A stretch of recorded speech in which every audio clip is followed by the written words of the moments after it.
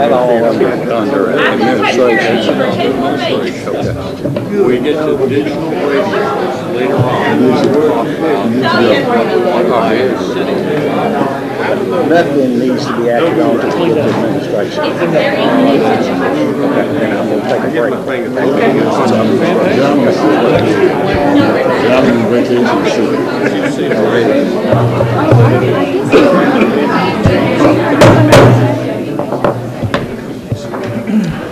This regular meeting of the Board of Mayor and Aldermen for October 21st, 2014 will come to order. I'll ask everyone to stand for the Pledge of Allegiance. I pledge allegiance to the flag of the United States of America and to the republic for which it stands, one nation, under God, indivisible, with liberty and justice for all. Please be seated.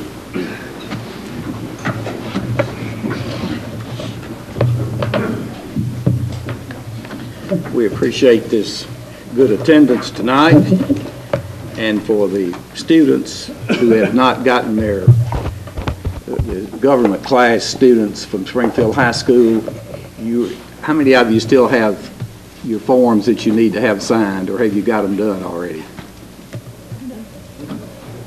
No. You're good?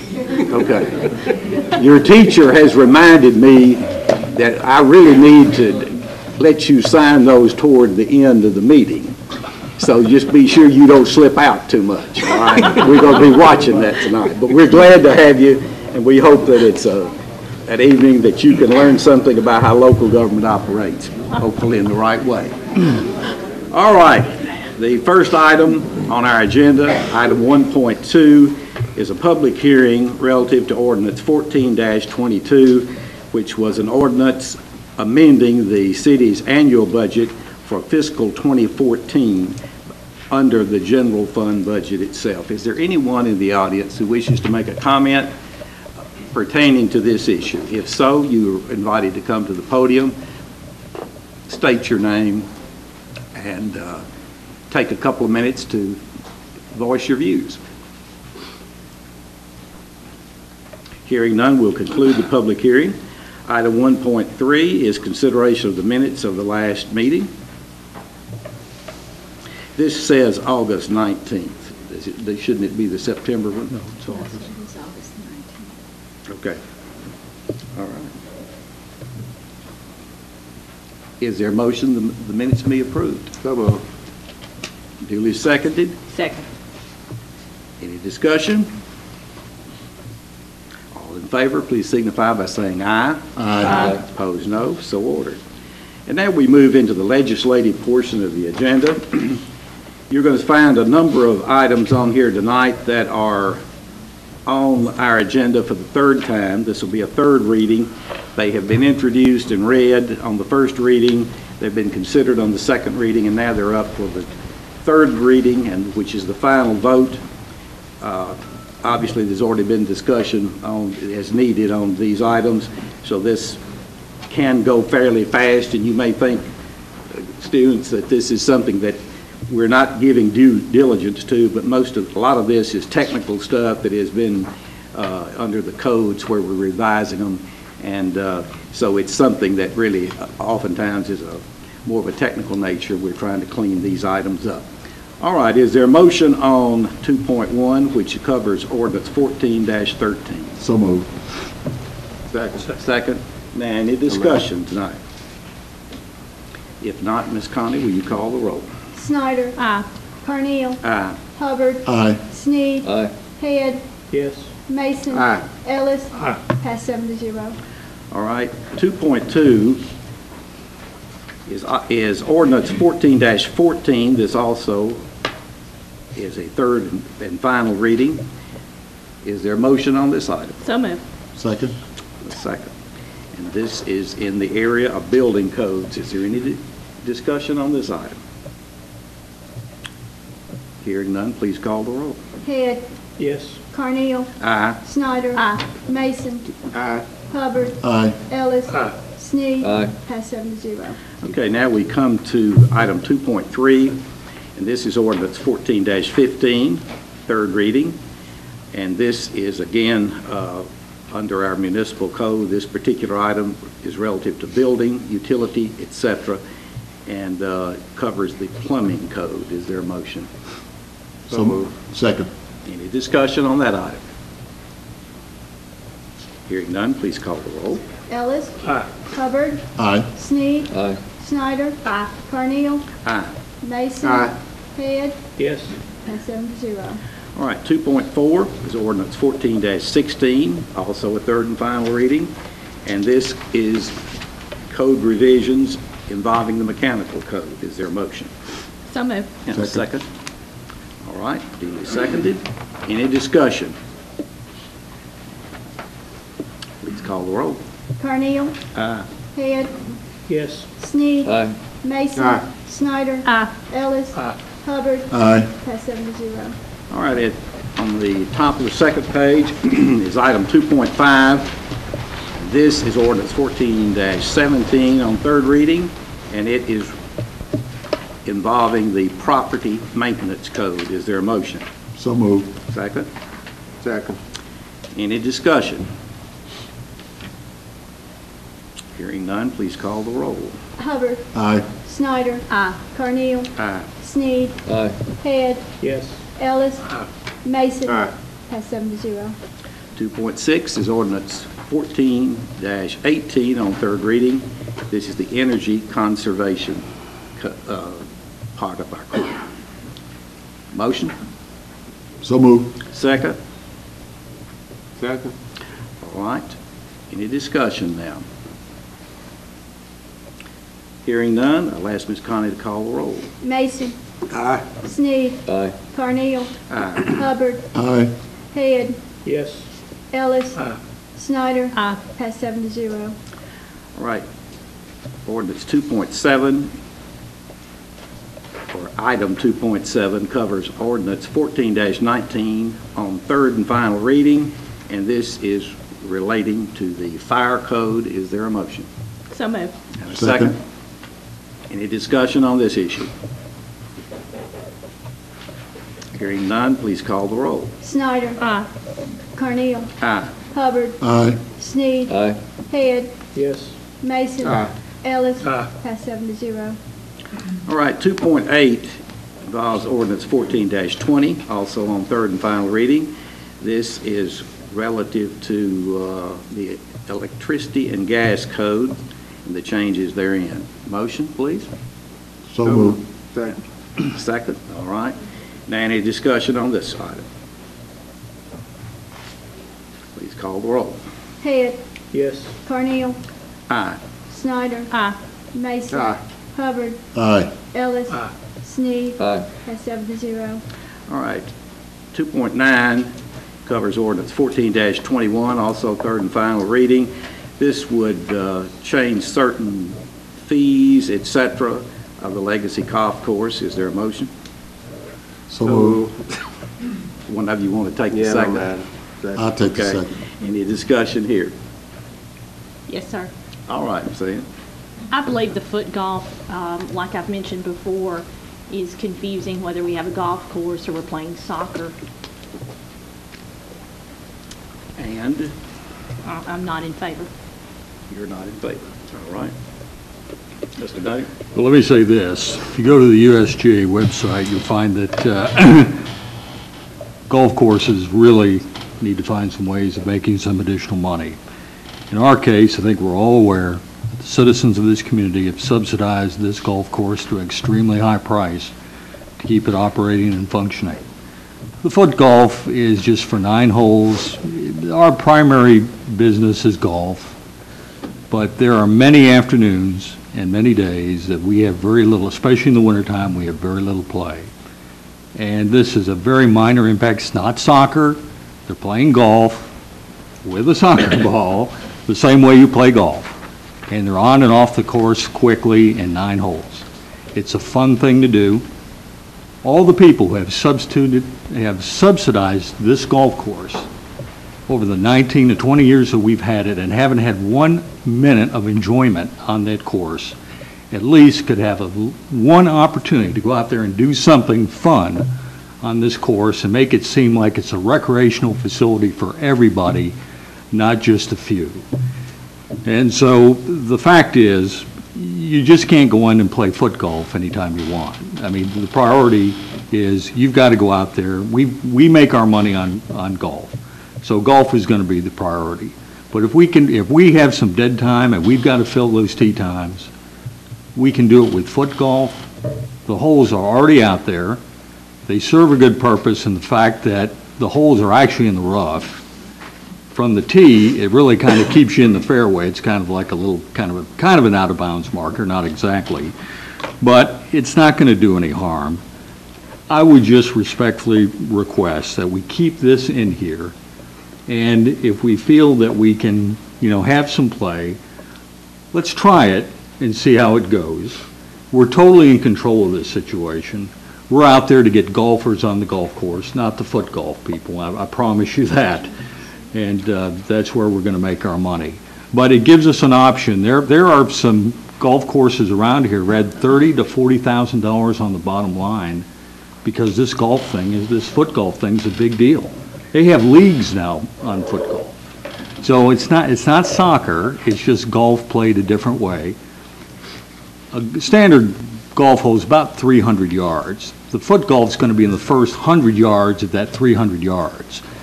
And the hole is going to be off into the rough. So it's played very quickly.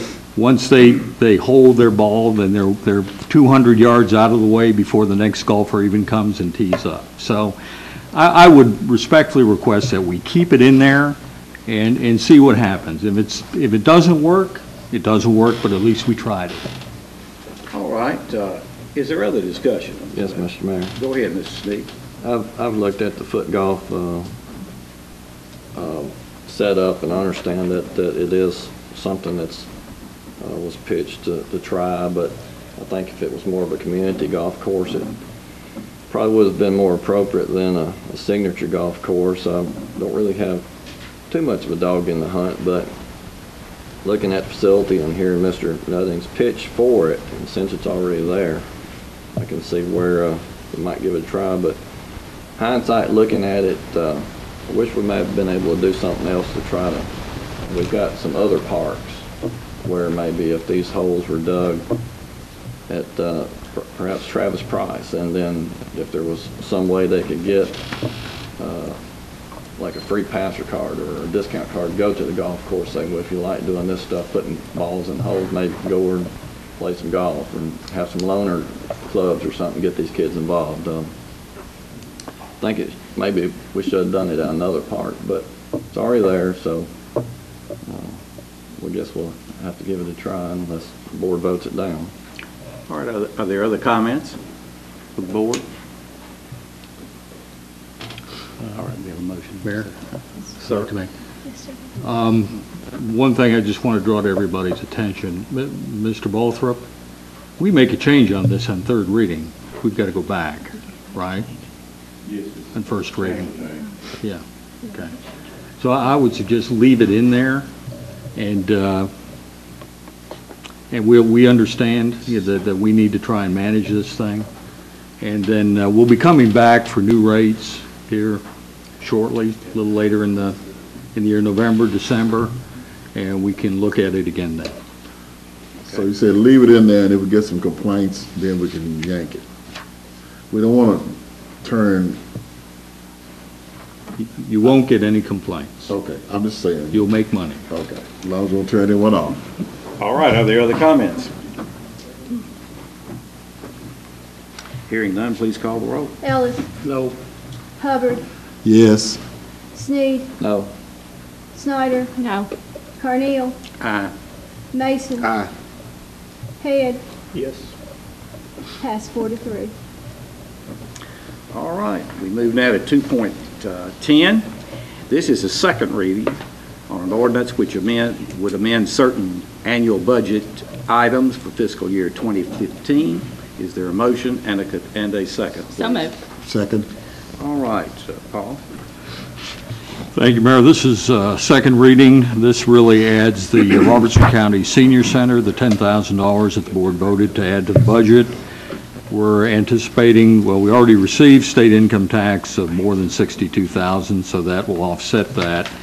Depending upon what we do on the digital radio discussion later in the agenda, for third reading, we might make some additional departmental changes with regard to radios on third reading.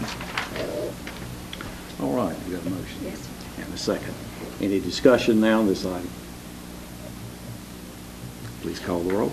Carnell. Aye. Head. Yes. Sneed. Aye. Mason. Aye. Snyder. Aye. Ellis. Aye. Hubbard. Aye. Pass 7-0. Okay. 211 is ordinance 14-23, and this being a first reading, will require that it be read in its entirety, and I'll ask our city clerk, Connie Watson, to do that at this time. Ordinance 14-23, an ordinance rezoning approximately .12 acres of property located at 413 North Locust Street as described in Exhibit A attached from RS10 Medium Density Residential Single Family District to CC Core Commercial District. Whereas James Alfred, representing Alfred Properties, requested rezoning approximately .12 acres of property located at 413 North Locust Street, referenced as Robertson County Tax Map 080G, Group D, Parcel 41, from RS10 Medium Density Residential Single Family District to CC Core Commercial District. Whereas the City of Springfield Municipal Regional Planning Commission at its October 2nd, 2014 regular meeting voted to recommend to the Board of Mayor and Aldermen that the property be rezoned from RS10 Medium Density Residential Single Family District to CC Core Commercial District. Now therefore be it ordained by the Board of Mayor and Aldermen of Springfield, Tennessee as follows. Section 1. The approximately .12 acres of property located at 413 North Locust Street, as described in Exhibit A attached, is hereby rezoned from RS10 Medium Density Single Family Residential to CC Core Commercial District. Section 2. All ordinances and resolutions in conflict herewith are hereby rescinded to the extent of the conflict only. All right, is there a motion this be considered? So moved. Is there a second? Second. All right, is this the property behind the dentist? Yes, it's right next door to the blue one. Okay. Blue house. All right. The planning meeting, we really hashed it out, so he said it could go either way as an upscale business office, or they might live in it. So. Any questions or comments from anyone on this item? Where is it? Can somebody speak to this? It's Blue house, next across the street. Right behind It's next to Dr. Onstott's right office, behind Dr. Onstott's. right here across from this door, side door of City Hall. Brick building was owned by Johnny Gibbons, who used to be the librarian at Austin Peay. So it's between the parking, is it the parking lot between the dentist office Well, and there's, this house down here? I'm not clear on how much property is. It's the house. It's the house. Just It's the the- house? It's the house. Okay. And there is a little narrow driveway that separates it Yeah. from the dentist's office? Correct, Okay. correct. All right. Do you understand what's before you? Any comment before we vote?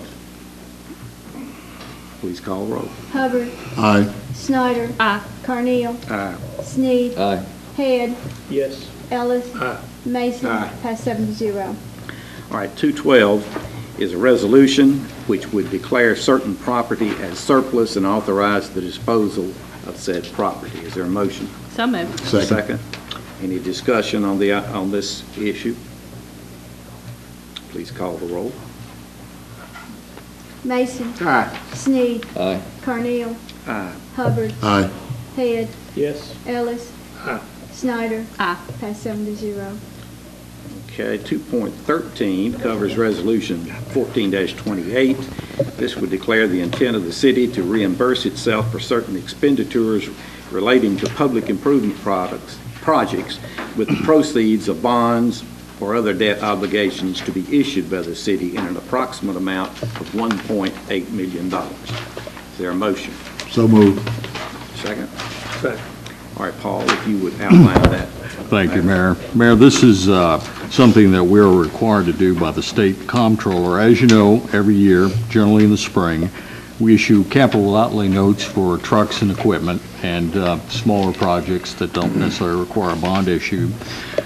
We're required to have this resolution stating that our intent to use the future capital outlay notes to reimburse purchases that we're going to start making after we pass this resolution. The 1.8 million deals with, I think, 4 different capital outlay notes that we have coming up this year. All right. Is there any discussion on this issue? Have a motion and a second. No. Please call the roll. Snyder. Aye. Carneal. Aye. Hubbard. Aye. Sneed. Aye. Head. Yes. Mason. Aye. Ellis. Aye. Pass 7-0. All right, at the top of your next page is item 2.14, and this would involves Resolution 14-29, which would grant to the Springfield Industrial Development Board the authority to negotiate on behalf of the city certain in lieu of tax payments on real and personal property for qualifying businesses which are less than the fixed formula tax schedule previously approved. Is there a motion this be taken under consideration for possible action? Second. Okay. Paul, would you like to outline that? Thank you, please, to Mayor. the public? Mayor, this mirrors a resolution passed by the county commission at the urgency of their industrial board. And we are trying to, because throughout the years we were the agent for the county, and now they have their own pilot program that they're administering. We want to make sure that we have a uniform view of this, that both IDBs and both governing bodies agree to the pilot programs put in effect for these businesses. Now, the original pilot calls for, it was a straight-up program. There was no deviation from it. For the first 5 years, they paid no taxes, then they paid 20% in the 6th year, 40% in the 7th year, and 60% until the bond issue was paid off. What this will allow you to do is to not give a payment in lieu of tax in excess of what that normal structure has been in the past, but allow you some flexibility to maybe go fewer years to collect more taxes on the front end, just to have some flexibility to negotiate based on the number of jobs, the pay scale, the capital investment of the company. And so all we're going to do here is simply use the same wording the county used in their resolution so that we can be on the same page. Then later in the agenda, we're going to talk about 2 projects where the county and our IDB, the Springfield Industrial Development Board, has negotiated some pilot agreements that will be consistent with this resolution. All right. Do we have anything on the floor here? Yes. All right. Discussion, please. These negotiations would still have to be approved by the board, by this board. We would like to do that, Mr. Head, simply to make sure that everybody's on board, that they're consistent with the resolution that was formally approved by you, and just so that you understand what's going on and you approve what the pilot agreements have been.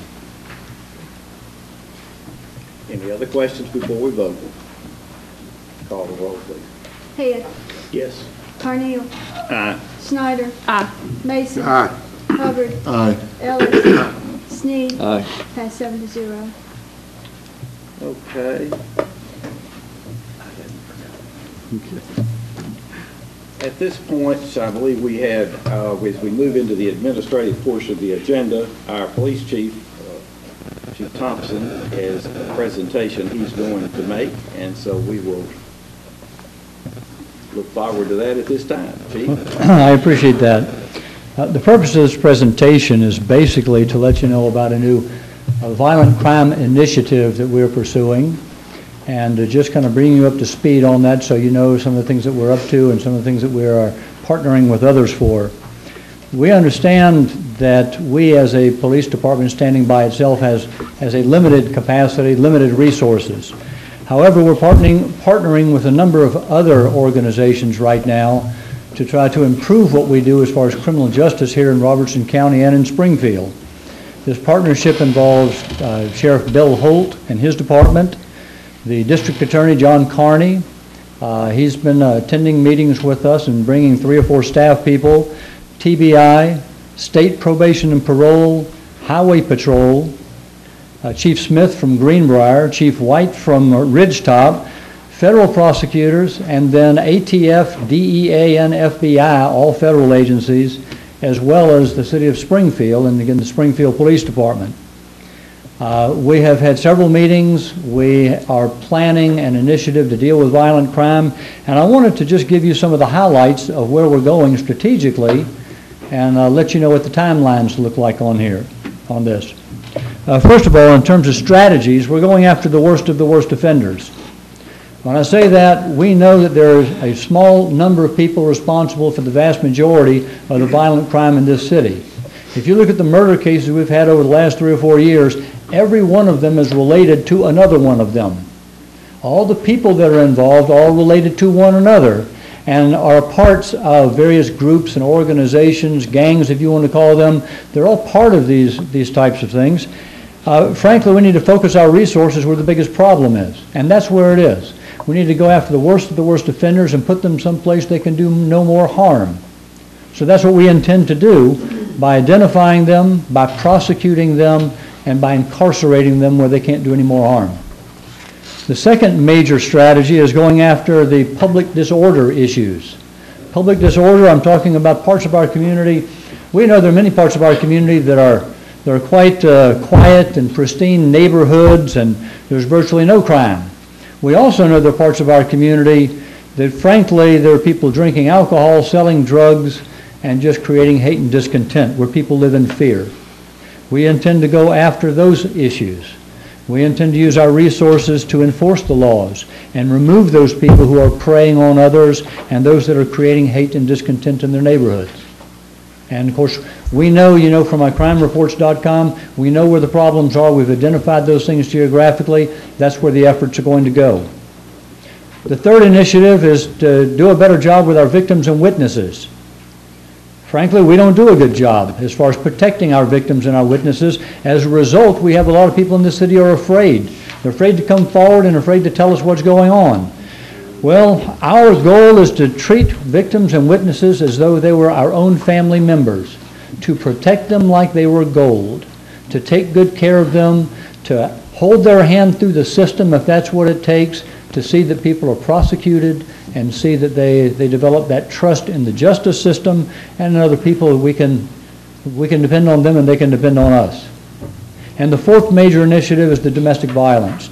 Domestic violence is bad enough in and of itself, but it's a training ground for others. Because those children that are in the home that are exposed to this tend to grow up and they tend to carry out the same types of behaviors they've been exposed to. And we hear time and time again, the victim will not prosecute, the victim refused to prosecute. We hear that constantly, all day, all week, all month, all year long we hear that. Well, we want to change that. We want to do a better job as far as how we prepare the cases, how we investigate the crimes, how we take care of the victims and the witnesses. We want to send a message that we are not going to tolerate this anymore in this community. So these are our major initiatives that we're pushing. This is something where we have participation, we have commitments from all of the organizations I mentioned. This is not just a Springfield thing. This is something that we will all be participating in. We are currently in the research, planning, and training phases. We have training scheduled this week with our district attorney dealing with our police and search and seizure issues and a whole variety of those types of administrative issues. We also have some things we're going to be kicking off here in the next couple of weeks. We plan to have a formal date that we say this is when we're going to kick this off in full gear. However, we're not prepared to do that at this moment because we don't want to mess up any current investigations, and we want to make sure that we are equipped and we're trained and we're ready to move forward at the right times. At that time, we'll do a press conference where we will have members from all of these other organizations will be present, and we'll be glad to field questions with the news media and talk in much more detail. But tonight I just wanted to give you a feel for something that we're working on. We're going to do this. We're going to make Springfield a safer place. We're going to do something with the violent offenders here, put them someplace they can no longer do harm. Any questions? All right, are there questions of the chief while he's at the podium? One thing is I'm glad to hear you say that you're going to protect the witnesses. I mean, that's where you get the culture of not snitching, because you give up the information, and then the sources you give up the information to put your name back out there. Okay. And this is kind of what I've heard over the years.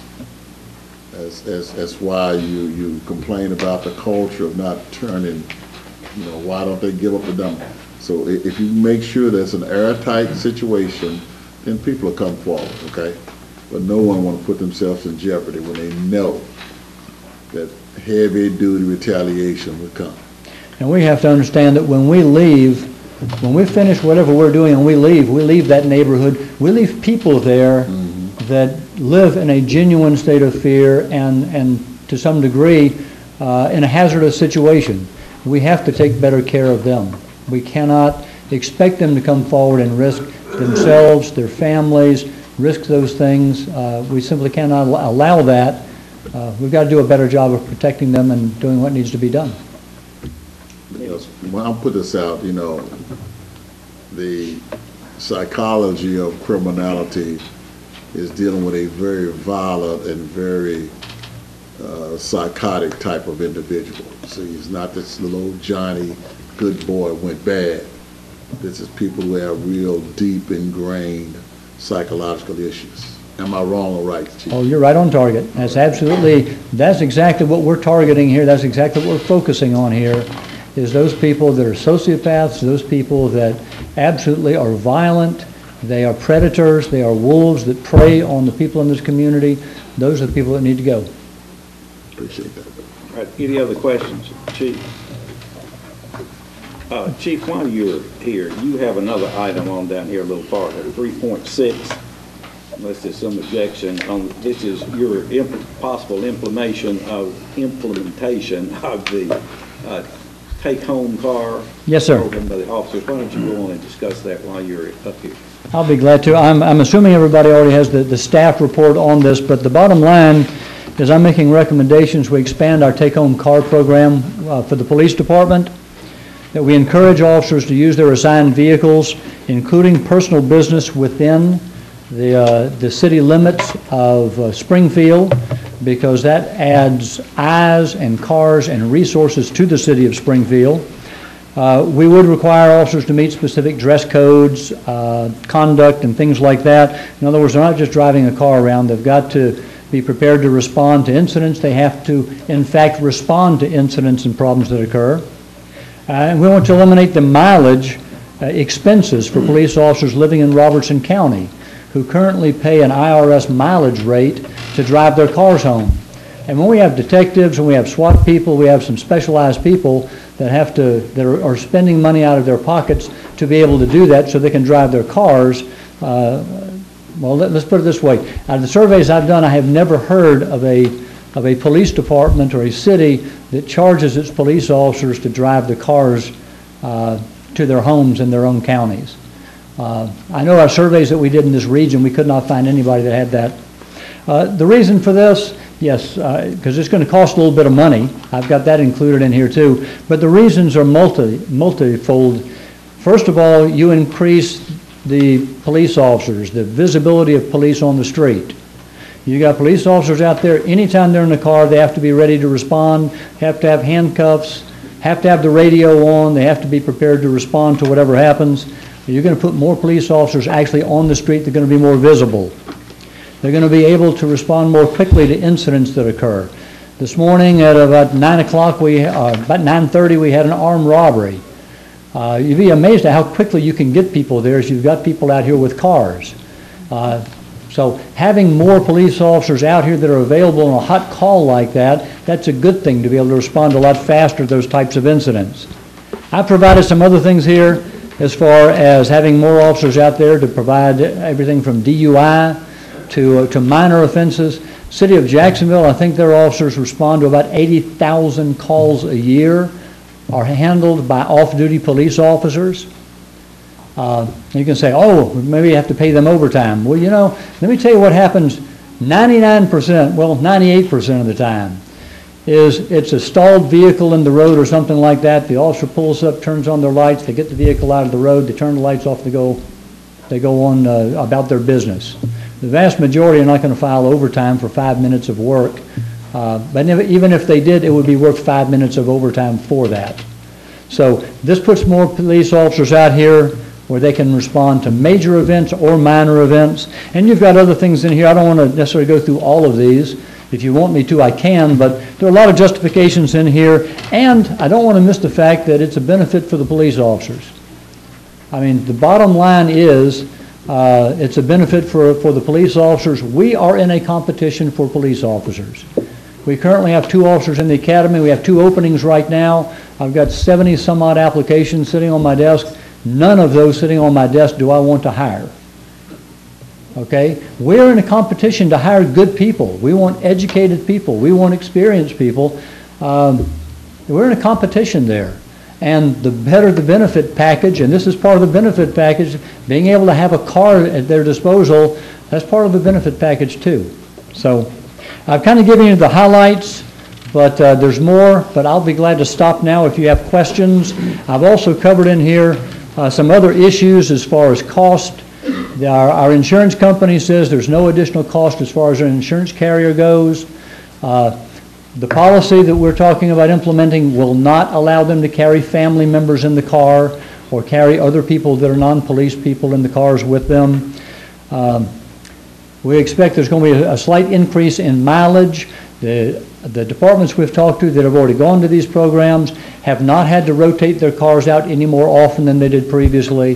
They did not see excessive gas usage, things of that nature, because again, it's very limited when and where they can use the cars, but it's a lot freer than where they are today, which is basically to the house and to work, and that's pretty much the full extent of it. So that's my recommendation. Most of your officers, most of your officers still within Robertson County, aren't they? Oh, the vast majority live in Robertson County, yes. That's what I was thinking. Yes, I'm not offering anything to anybody outside of Robertson County. And as I mentioned also in here, the departments around us, we have a Goodlettsville police officer that lives here and drives his car here. I see all the time. Yes, and we have other counties, other cities that come into our city and they live here and they drive their cars here. So I think that extending this throughout Robertson County, I think, is reasonable. I've also checked the IRS regulations, and as long as we write the policies and we do this properly, which I'm prepared to do, it's not going to be a problem as far as income taxes and taxable benefit. Specifically, the use of the vehicle for marked cars and unmarked cars is specifically exempted under the IRS regulations. One last statement, I'll shut up.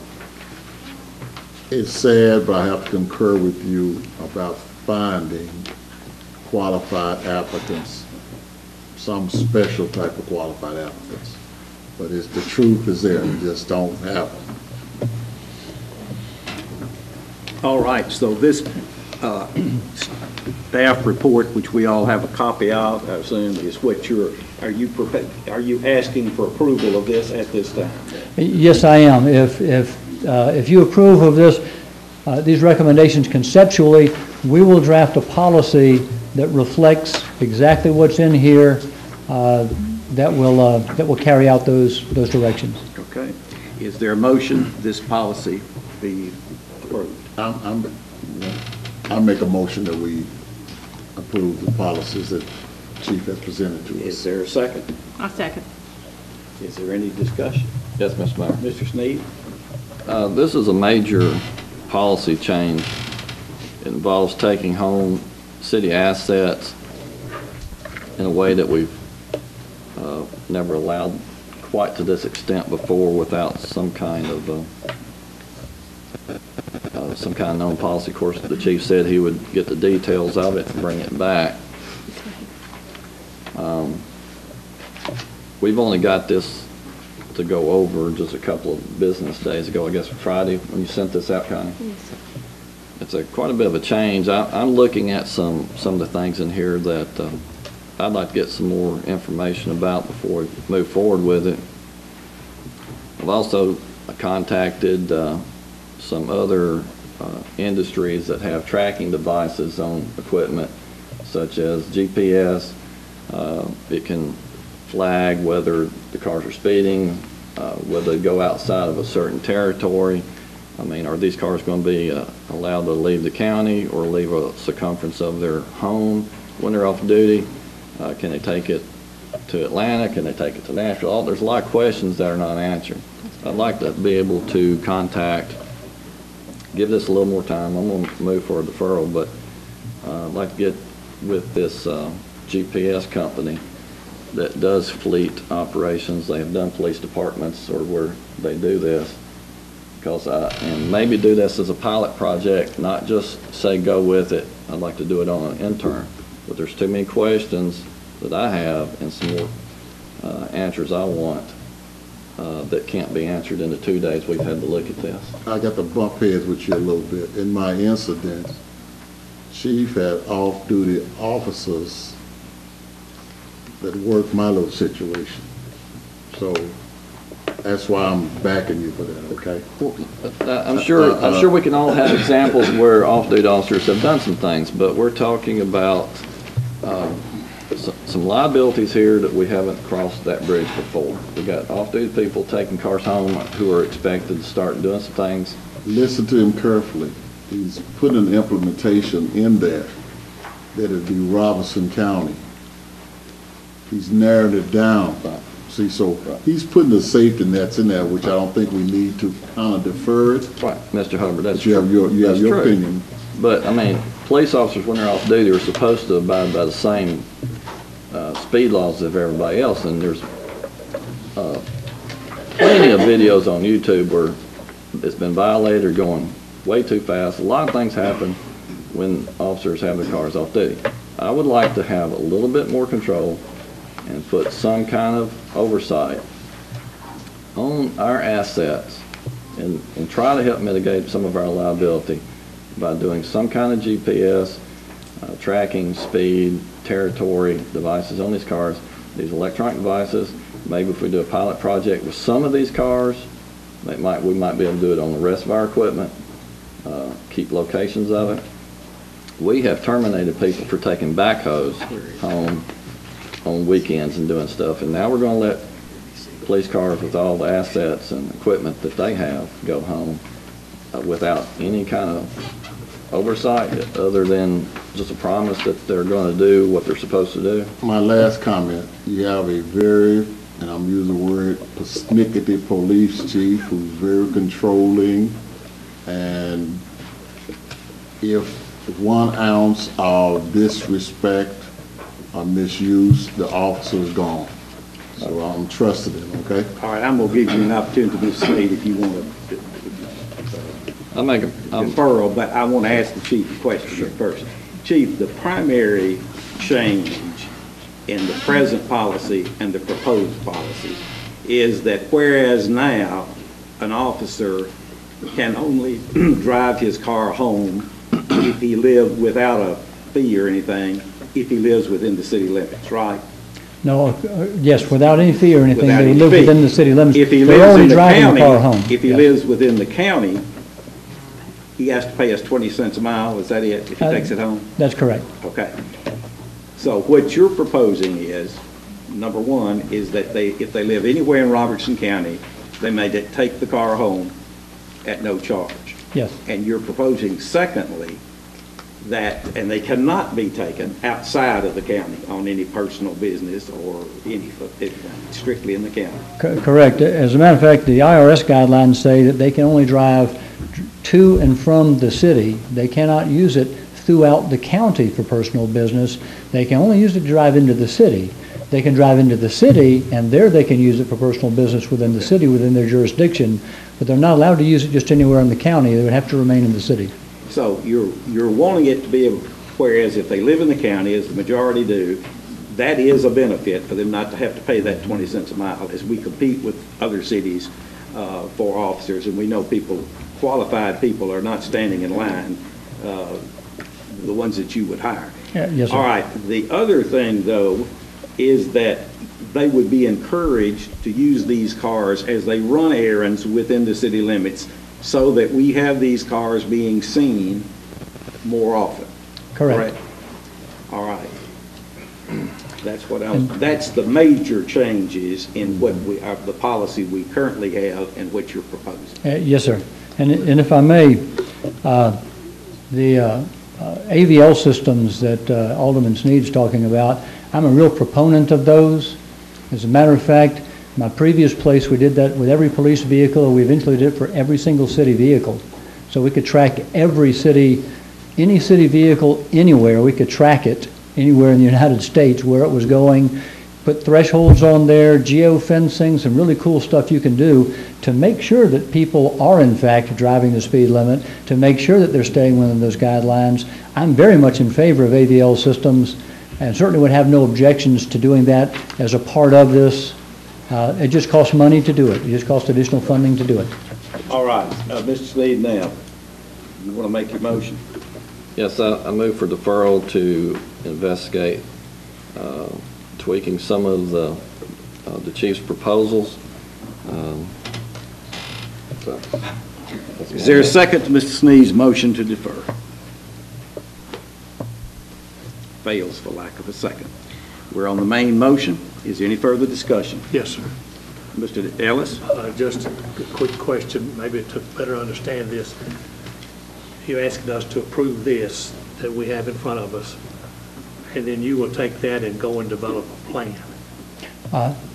I already have a policy that is pretty much already developed that I've presented to the city manager, and if you have any specific input that we need to put into that policy or whatever, we can still craft that. But this is to get your approval conceptually for us to proceed with this, and then we will create the policy and draft the policy that carries out this plan. Mr. Nutty? Mayor, I think that the chief has provided a briefing a few months ago on this and several other policies. Not for action, but just to let you know what direction we're heading with regard to policies. So it really has been a longer term than just, this agenda packet. And you said the insurance carrier has said this will not increase the cost of the premium. That is correct. Let me finish my question. All right, Mr. Ellis, I'm sorry. When you develop that, is that going to come to us?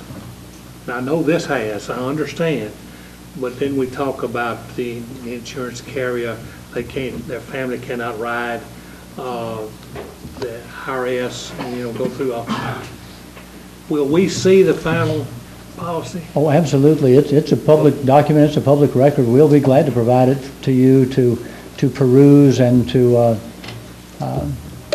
give us any additional guidance. But you're saying that what he's saying is what is in this packet is what he plans to put in policy form. That's what he's saying.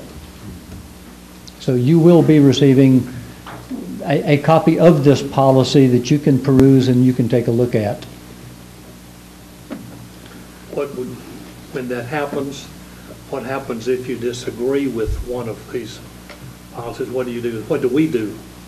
I mean, we're waiting, we're going to vote, and we don't really know everything that's in the policy.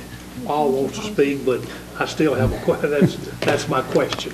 Okay. Is this enough for us to? This is enough for us to proceed with the development of the policy. If you told me tonight that you wanted to alter or change some of these recommendations, we could do that and include those in the policy the way that you want it. Ultimately, the policy can come back to you and you can take a look at it. If there's something you don't like, it's fixable. It's policy. It can be changed with a stroke of a pen. As a board, you're not talking about me. You're talking about as a board. Correct. It has to be approved. Yeah. Correct. Mr. Guy. Thank you. Yeah, as a board-approved policy, you can tweak these anytime you want.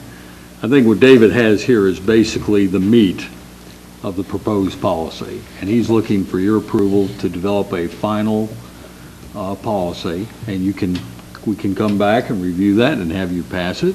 Like every other policy, it can be changed if things aren't working or you want to try something different. But this is a board-approved policy, so it means it can't be changed without your approval. we would be approving what in here essentially, as you put it in policy, as a policy.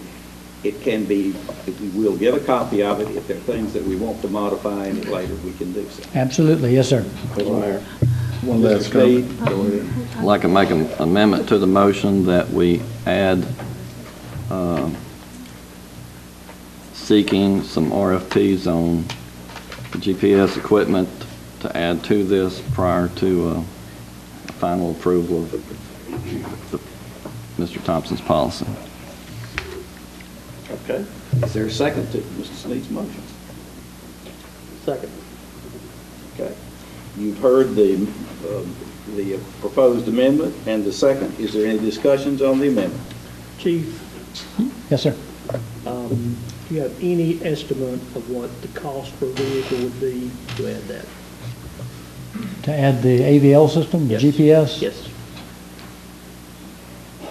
I haven't done this in a few years. The last time I costed out, it was in the neighborhood of $45 to $50 per vehicle per month.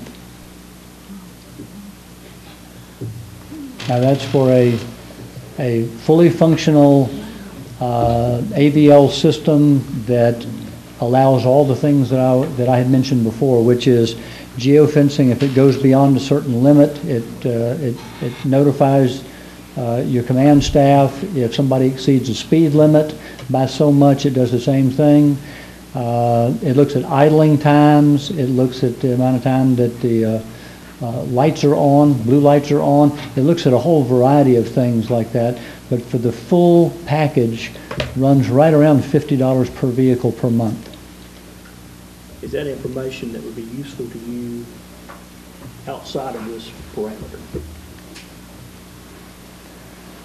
I think that there's always a usefulness to being able to check up on all of your vehicles and people and know where they are and what they're doing. I think there's always something to that. It's one of those things you can trust people to do the right thing, but if they know that if they exceed this, if they go outside of this boundary, that they're going to be caught and you're going to take their car away and they're going to be punished for it, there is a certain utility to that. There's a certain pragmatic side of that that's worth something. The only question is it worth $50 per vehicle per month? But we did this with our entire city and with our police department, and I think it was a good investment, and it's just a matter of having the money to do it. How many vehicles do you have? Roughly, if you take everything, about 45. If you take the SWAT van and the crime scene van and all of those things, I mean, I got 45 vehicles I think we typically use. So if we were, if the number's 40, then we're looking at $2,000 a month. Yes. All right, everybody understand the amendment? Mr. Mayor, got one more comment. I've got this advice on my cabs. It's not quite that high for the small quantity that I have. So I'm sure with a higher volume, that's why I'm trying to give time to defer this, look at it, and do some more stuff. Well, Look he forward to has approving presented that. us an idea earlier. This is his second time before us. If you add this to it, you're adding a lot of protection to it, and he's already said he favors that type of thing and had experience with it before. But now, you didn't get on the deferral of the thing. Yeah, Just this go back is an amendment this time, but it's not $50 a month. If you do a quantity, at least that's not, on my scale, it's not that high. All right, is everybody clear on this? Ms. Snyder, you had a question? I think we're mixing, I like both, but I think we need to remember that the more visibility, we're going to cut down on the crime rate, we would hope. And I would like to talk about the GPS system, because I do think that's a good idea, but at a later time, not mix it up with the policy. All right. Any other comments? Yes, Mr. Mayor. Is it current policy that patrol cars, that marked patrol cars, are not to be driven with plainclothes officers or family members now? Is that already a policy? Not plainclothes officers. Family members are not supposed to be driving family members. It's already being violated. Our GPS is not I saw going it to... the other day. It's already been violated, so this will help. All right, you've made your case. Any other discussion on the amendment? If you would favor the amendment that Mr. Sneed has proposed and is duly seconded, vote aye. When your name's called, if you oppose, vote no. Mason. No. Sneed. Aye. Carneal. No. Hubbard. No. Head. Yes. Ellis. No. Snyder. No. Failed 2-5. All right, back on the main motion. Any further discussion on the main motion? One question, Chief, so I understand. Yes, sir. I'm an officer, I live in Cross Plains. I'm going to Walmart. I can go to Walmart in Springfield. Yes, sir. I can't go to Walmart in White House. Correct. Yeah, because the IRS requires they can only drive to the city. They also have to be on call.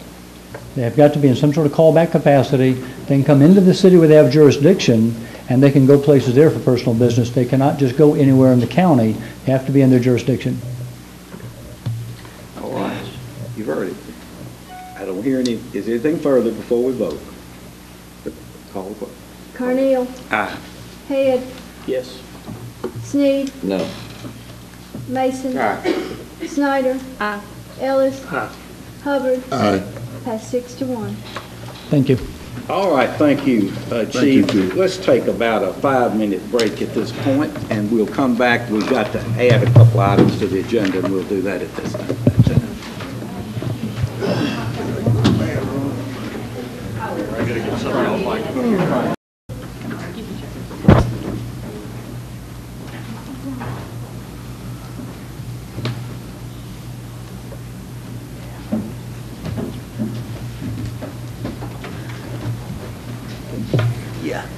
All right, as we resume our meeting after our brief recess, Mr. Nutting has really 3 things, I think, that need to be added to the agenda that mostly are related to things that are already in it. So he'll outline those, and then I'll entertain a motion to add them, not voting to approve them or reject them, but just to add them to the agenda. Thank you, Mayor. As a follow-up to Resolution 1429, which was the last resolution passed having to do with payment in lieu of tax payments, 3.2 addresses a pilot program that the IDB has negotiated with AirTech International.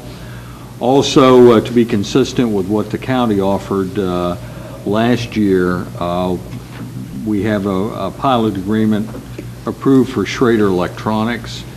So what I would like to do is just simply state that on 3.2, discuss and possibly take action on a request from the Industrial Development Board for the ratification of the proposed pilot programs for AirTech International and Schrader Electronics. And I'm going to hand out the pilot agreement for Schrader. The one for AirTech you have on your PowerPoint. Sure, I have a copy, Mayor. Then we are seeking to add a request for parade, a 3rd item under 3.7. Although the Robertson County Chamber of Commerce is applying for this, it's really not a chamber program, and I think Margot would like to explain what this is about at the appropriate time. And also related to the digital radio discussion, if we go to a digital system, we are going to be on Greer Communications System, and they are looking for us to have permission from us to use our towers to put that equipment on that's going to be providing the service for Robertson County needs. So what I would like to do is add that as a new agenda item at the end of administration. All right. Is there a motion that these items be added? So moved. Second. Any discussion? Please call the roll for adding these items to the agenda. Snyder. Aye. Carneal. Aye. Hubbard. Aye. Sneed. Aye. Head. Yes. Mason. Aye. Ellis. Aye. Passed 7-0. All right, item 3.2. would be to discuss and possibly take action on a request from the IDB for ratification of the proposed pilot program for AirTech International, a company which is moving here from California, will employ approximately 100 jobs, I think, initially. Margot, correct me if is that pretty well right? Okay. And they are in the building that was built by CEI in the North Industrial Park and most recently was occupied by Highland Graphics. The other company is Schrader Electronics, which has been here for a number of years under the name of Tridon and Trico. They have enlarged their operation considerably and are up to, I think, maybe 200 jobs or something like that. And looks to me like they're around the clock, because through there on Sunday the other day and they were still operating too, and one evening late. So this is in fact, that was the first company in the North Industrial Park, for that matter. So that's what we're talking about. Is there a motion that this be added to that this be approved? So moved. Second. That's duly seconded.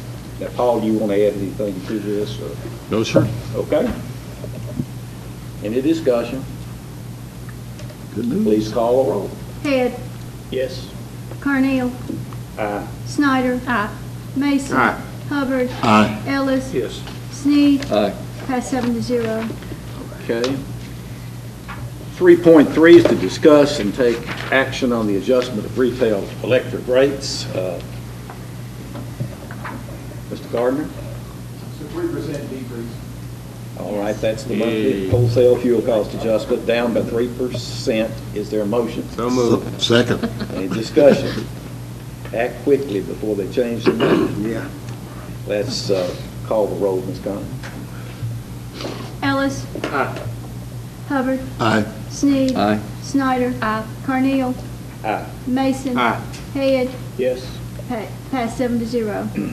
A similar request from the gas department, the adjustment of monthly gas rates. Greg? Up slightly, 1.5. What? You went the Not wrong good. direction. But remember, we were down 5% last You're good, Greg. That's What's your average forward. for the I don't year? blame you. All right. Motion. So moved. Second. Second. Any discussion? Call the roll, please. Carnell, Aye. Head, Yes. Sneed, Aye. Mason, Aye. Snyder, Aye. Ellis, Aye. Hubbard, Aye. pass 7-0. Okay, 3.5 is to discuss and possibly act on a request from Mr. Ronald Searcy for a second gas connection. What is this about? I'll be glad to answer that. Mayor, this goes back to work that was done on Mr. Searcy's property back in 1989. And the gas department, by way of negotiating rights of way, generally makes agreements with individuals as these lines are being put in. Mr. Searcy had a main put on his property. From what we can, and the promise at the time was based on the width of the easement, the length of the easement, that we would allow him 2 gas connections to serve that property or adjacent properties that belong to him. And he has been a customer for some time. He did take the immediate gas connection. The problem is, this was in 1989. The gentleman who negotiated this is no longer with us, no longer living.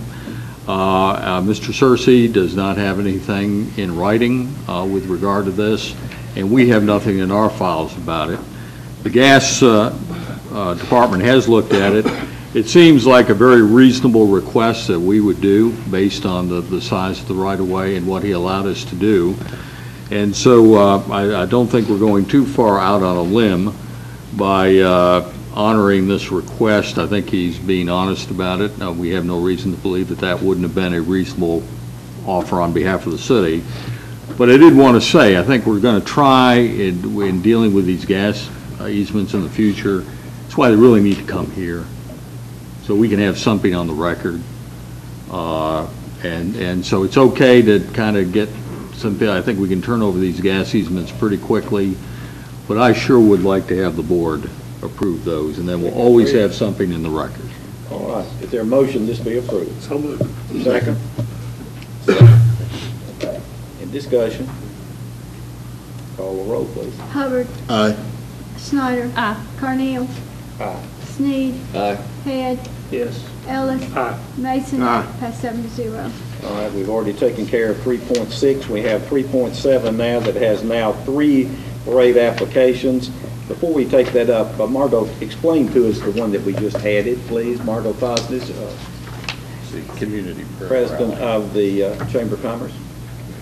We had a request from some citizens that, with all the controversy that's going on right now in Robertson County over the schools rezoning issue, that there needed to be a coming together of folks from the religious community and the church community, and they asked if we would apply for a permit to allow a gathering around the courthouse square on Sunday, November 2nd, to cover Robertson County with prayer.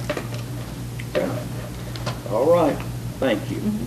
All right, there are 3 items now on here. The other 2 had been requested by the chamber, one for an art walk and the other is the annual Christmas parade and all of the activities on the square on the Saturday after Thanksgiving, or the Saturday before Thanksgiving, excuse me.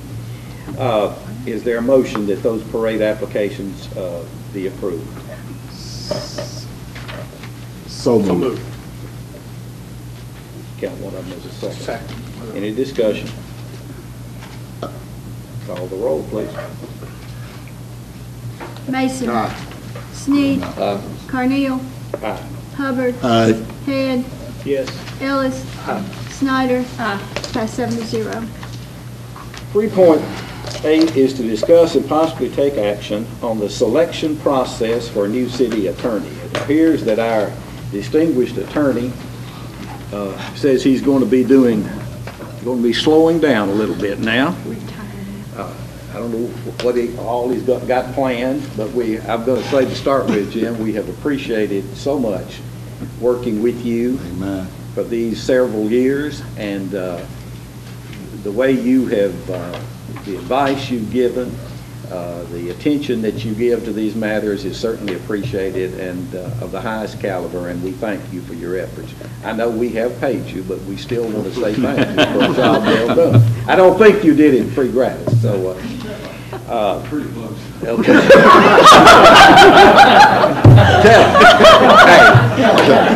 We need to see if Clyde can say the same thing at the county. Is that it? Okay.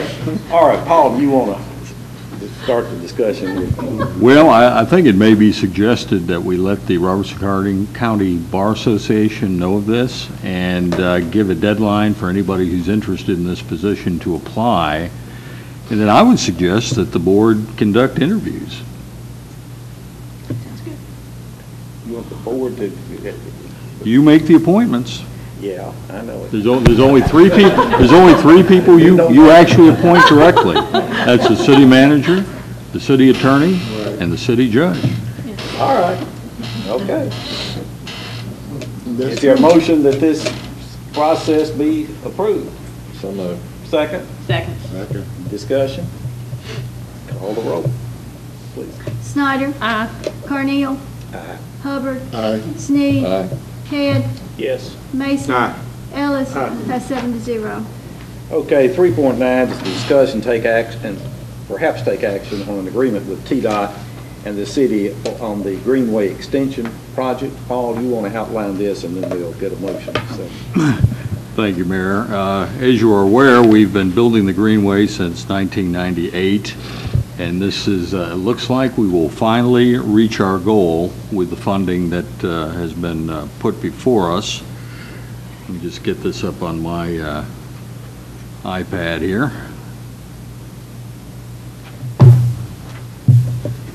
Okay, what you have is you've got basically a contract with TDOT for about $1.7 million. We have some funding that was allocated to us as far as STP funds and HHP funds that can be put towards this project. The good news is the design engineers feel that we can reach Bransford Community Center, which was our original goal. One of the things we're going to do to cut costs so we can do that on this contract is we were looking at possibly reconfiguring the traffic signals at Central Avenue in Maine and moving them over to Central Avenue in Bats. We think we can get the streetscape in there on South Main Street just before you get to Central Avenue and keep that a two-way street, because it was going to cost us hundreds of thousands of dollars to be able to reconfigure that traffic. So we can leave it the way it is, then it will cross the railroad, we'll start at 9th Avenue where we left off, cross the railroad track, proceed up South Main Street to Central Avenue. We'll take a right on Central Avenue, we will go up to Richard Street, on the side of the street where the cemetery is, cross Central Avenue and go all the way down to Bransford Community Center. John Patterson. John Patterson. So finally, after years, we'll get this done. We have to contribute 80, the state money and federal money is 80% of the project. We have to contribute 20%, which is $350,000, which we secured those proceeds when we sold the bonds, and we will be receiving those funds tomorrow. So we have the $350,000 match, but I think we're all really excited by the fact that we're finally going to complete this project. As you know, we've got MLK that's been on the books for a long time that isn't finished. We've got Batson Parkway. We've got all the right-of-way and the design that hasn't been finished. We've had the Greenway standing out here for a long time, but finally we've got an opportunity to grab the money and get it done. That will help that area down through there from 9th all the way to Central in particular, where some of those buildings, you know, the more you can improve that it should help upgrade the whole area. Is there a motion? So moved. All right, any discussion? Yes, Mayor. Mr. Sneed? I guess there's any chance, I wasn't around at the time that the route was planned for this. I guess there's just no chance. I think this has been talked about for change of plan. I just don't see going down Central next to the cemetery. I would have liked to have gone down to the ice house and gone through a neighborhood with homes on both sides rather than having a highway with only being enjoyed by one side and they're across the street. And I think there's just too much traffic down Central I think we should cross Central Avenue and gone through a neighborhood rather than down a main corridor. But since that's the only thing I've got to say about it, since there's no chance of changing the route. Are you talking like 15th Avenue Yeah, or that's what he's 17th? saying. Yeah, go behind where Johnny's cooking barbecue and go over to where the water tower we used to be and come in. It's kind of narrow back in there. Well, that was the problem. We looked at Central Avenue, and South Main Street. It was too narrow, wasn't going to work. And what we did was we decided to put in new sidewalk instead and keep the a route where it is because it was renovation of the neighborhood. And so you're just going to touch the corner of the cemetery. It's not even going to go by the cemetery. It's just going to cross Richard Street at that corner and then go down to John Patterson, passing 15th Avenue. Are you on the right side of John Patterson? You're on the right side of John The west Patterson, side. the side where the housing authority It'll is. be on the west side. Yeah. Okay. It'll be right in front of the housing authority units on that side, and it'll be where the Martin's grocery store was. We walk right away from them and lead right into the Bransford Community Center. All right, we have a motion and a second. Is there any additional discussion? Well, all I want to say is I'm glad it's finally coming, and I hate I won't be here to see it. Well, you still gonna be here to see it. I hope I'll be here to see it. but We're gonna want you to leave us totally now. I've been trying long enough. All right, Willie, I agree with you there. Like you do. Okay, please call the roll. Head, Yes. Carneal, Aye. Snyder, Aye. Mason, Aye. Hubbard, Aye. Ellis, Aye. Sneed, Aye. pass 7-0. All right. 310 is to ratify an emergency purchase by the Community Development Department. Mr. Nutting? Thank you, Mayor. I've asked this to be put on. As you know, that for most things that we purchase, anything under $10,000, we need 3 written quotes. Anything over $10,000, we need to get competitive bid, except in the case of emergency purchases, which we can make but I have to report back to the board for some ratification. And this pertains to the condemnation of the Royal Inn. When our inspectors went over there, it was really a serious situation. And the codes administrator thought it would be a good idea not only to have his opinion, but have the opinion of a qualified contractor about what it would cost to do this. So he was able to retain a company in Mount Juliet that is very experienced.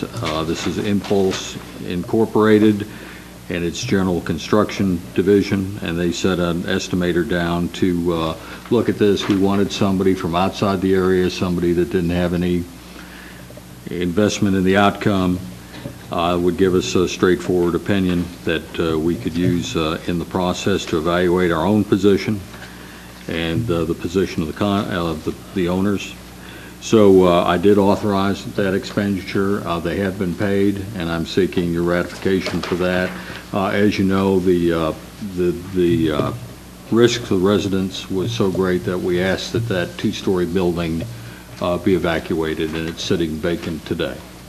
And there will be a hearing on this. Construction Board of Appeals, Adam, first part of November, and they will decide whether to, sustain the opinion of the codes administrator or to overturn it. All right, is there a motion this emergency purchase be approved? So moved. Second? Second. Any discussion? Yes, sir. He's gonna be able to keep the single level part of his hotel? The whole hotel is not in compliance with code. In our opinion, it's not. Okay. It's not good right now. He's been asked to vacate the two-story building because that presented the most hazard to the people that were living there. So that's been vacated. Mm-hmm. The other two buildings are operating, but they are not in good condition as either. Okay. Okay, any other comment before we vote? Call the roll, please. Ellis. Aye. Hubbard. Aye. Sneed. Aye. Snyder. Carneal. Aye. Mason. Aye. Head. Yes. Pass 7-0. All right, 311 at the top of your next page, discuss and possibly act on removing the liens and transferring the property located at 208 19th Avenue West. Paul? Thank you, Mayor. As you know, the last couple of months we've talked about getting a program where we would come to the board about trying to get some of these properties that have liens on them. They're really very expensive. No one's going to pay to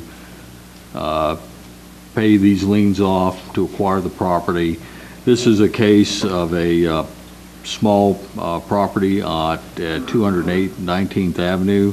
You have a letter from Mr. Bourne, Mark Bournes, asking that he would take ownership of that and get it replatted and included as part of his property.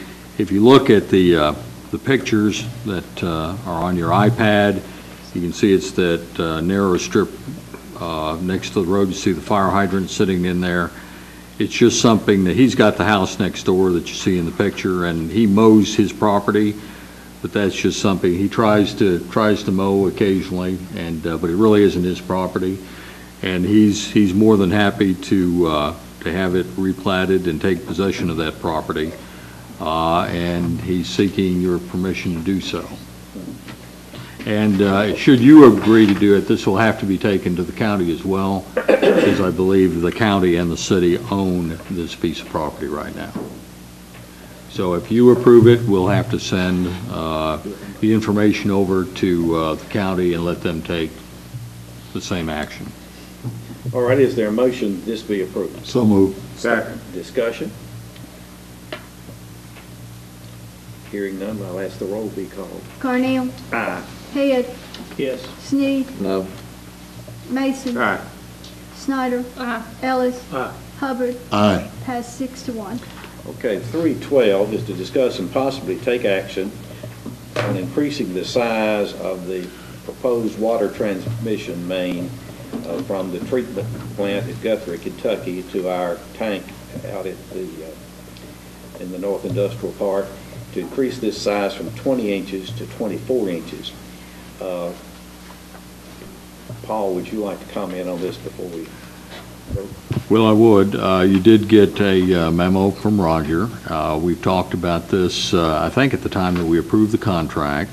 And Roger, correct me if I'm wrong, but the original contract is to go for a 20-inch main. We have a minimum take or pay of 2 million gallons.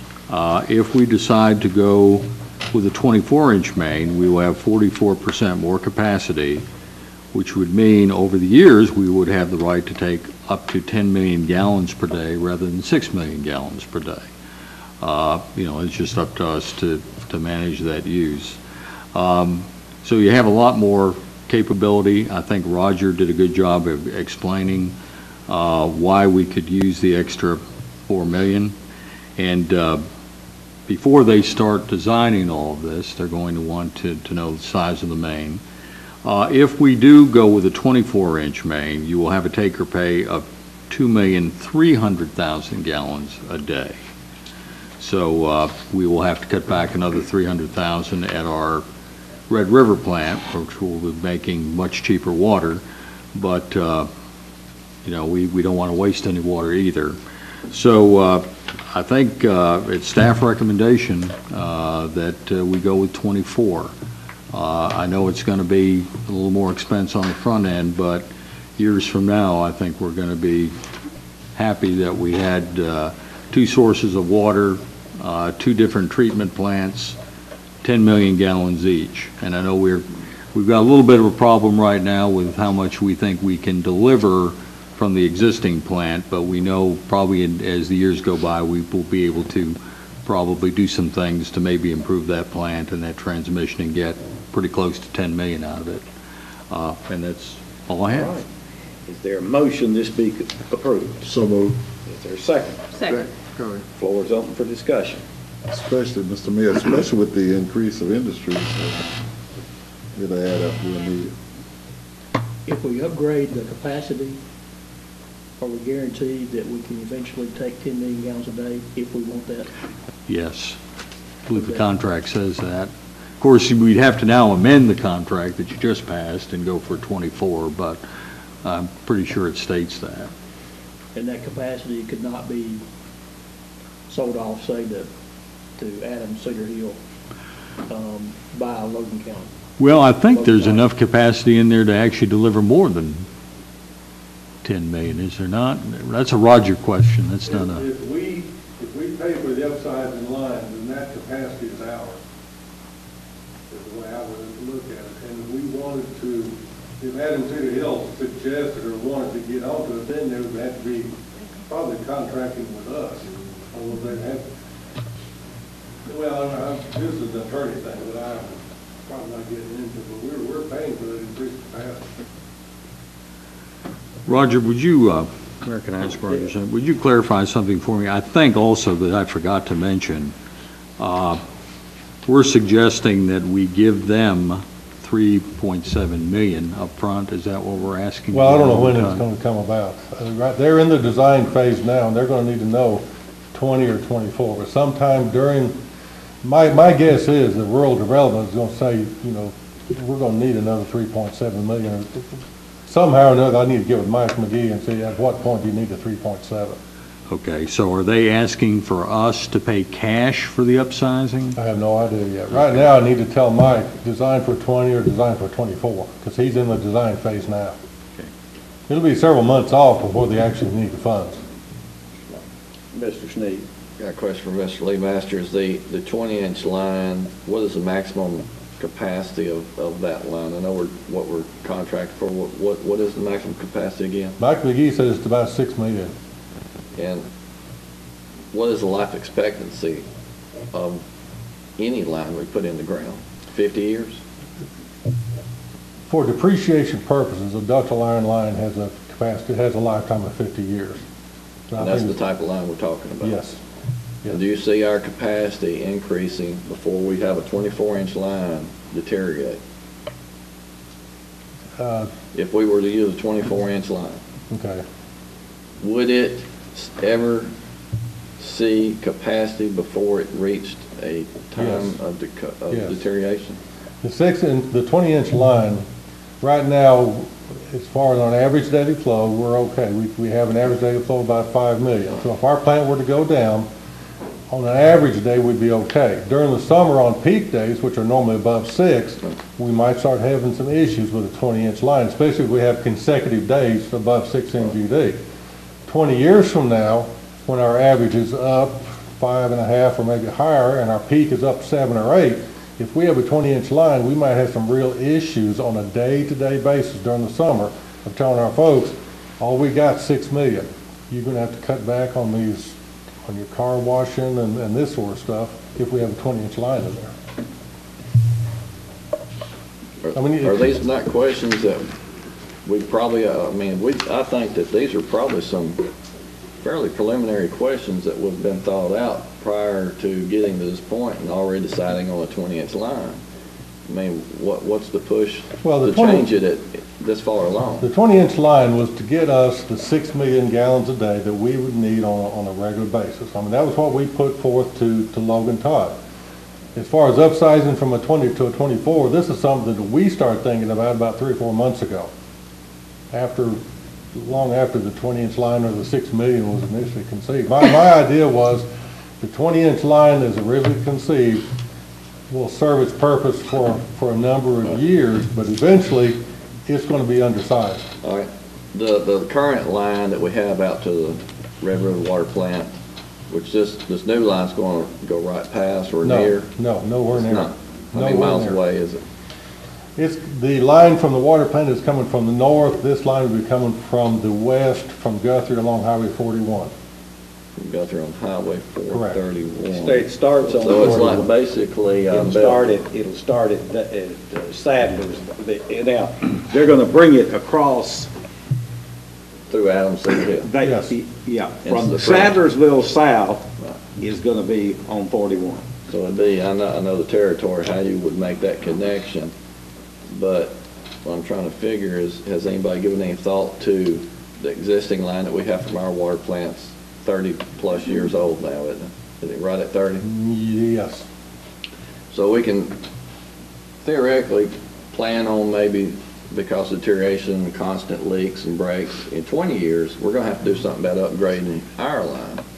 Maybe. And at that point, we could invest, we know we're going to have to do something with that one. We could put the money in the line then, at that time, and maybe if we need to upgrade the line from Logan Todd, just bring it over to our line, going from south to north. It would be a shorter route. We wouldn't have to bring it from Adams all the way down to Springfield. You'd just go from Adams over to the water plant, which is about 2 miles. But your source, Mr. You'd still have to build a bigger line to get to Adams, but then you could go from Adams to the water plant and use our line that we're going to have to replace in feasibly 20 years to get that extra capacity here.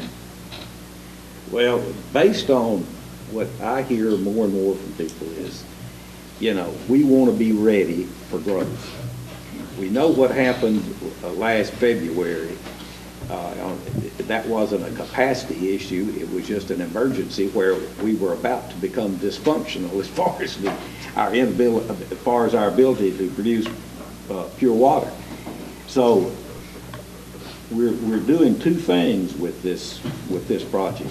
We are increasing the maximum capacity that we have and going to a stream that's much, much larger, the Cumberland and Clarksville versus the Red River at Keysburg.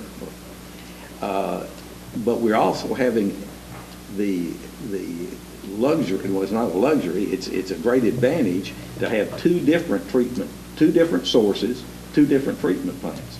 Because if you have a problem today on our line from the Keysburg plant all the way to here, we're not ready we don't have any way to shift over. So I think, that sounds like a lot to increase that, but it's fairly cheap considering the alternatives, I think. And we're planning here for a long time. You've got all that growth at Clarksville, the Korean tire firm that's going in down there now. That's 1,800 jobs. A lot of that's going to come from Robertson County. You're going to have spin-off industries that could need that type of thing. I think it'd be wise to simply, it reminds me of the times that we would be criticized for building 3 extra classrooms when you built a school. And then you'd try to be conservative with that and come along and have to add those rooms later at a much, much higher cost. I believe this would be money well spent on this thing. Go ahead, Clay. Ms. Lee Baxter, do you have to build the 24-inch line from start to finish, or can you build a bigger line, let's say to Adams? You follow what I'm trying to do. You build a bigger capacity to get to Adams, and then the smaller line, which is cheaper to get to here, which you're talking about 15 miles or so. Well, you still have that 6 million gallon day bottleneck there. Right. Okay, you're going to bottleneck. Yeah, anything that's, if you have a 20 and a 24, that 20 is going to be your limiting factor. Right, most lines start out big and get smaller as it leads out. That's how our lines are now throughout the city, correct? So if you had a bigger line to get to Adams, I'm not a hydro engineer, but I'm trying to put the logic to it, and you can answer the question. If you built a bigger line to get to Adams, and then thinking about 20 years when we do need that extra capacity, go from that bottleneck over 2 miles down to our other plant rather than 15 miles all the way to Springfield. But that's not something that we could do. Well, I mean, you could run alternatives all day long. To me, it'd be cheaper to go ahead and put in the ground what's necessary, then you won't have to worry about it for 50 years. And it won't be cheaper to do it than it is today. I'm just trying to save 12 miles of 24-inch line. But eventually, it's going to have to be upgraded from a 12 to 30. Right, but at that time, it'll be time to upgrade the one we already own. Maybe, maybe not. I don't know. All right, that's what's before us. Any other discussion? Mr. Ellis? I probably don't understand enough about this to even ask a question. The change from 20 inches to 24 inches was our decision. Correct. Yes. So that's our decision. We put that idea forward. Okay, now, how much more is it going to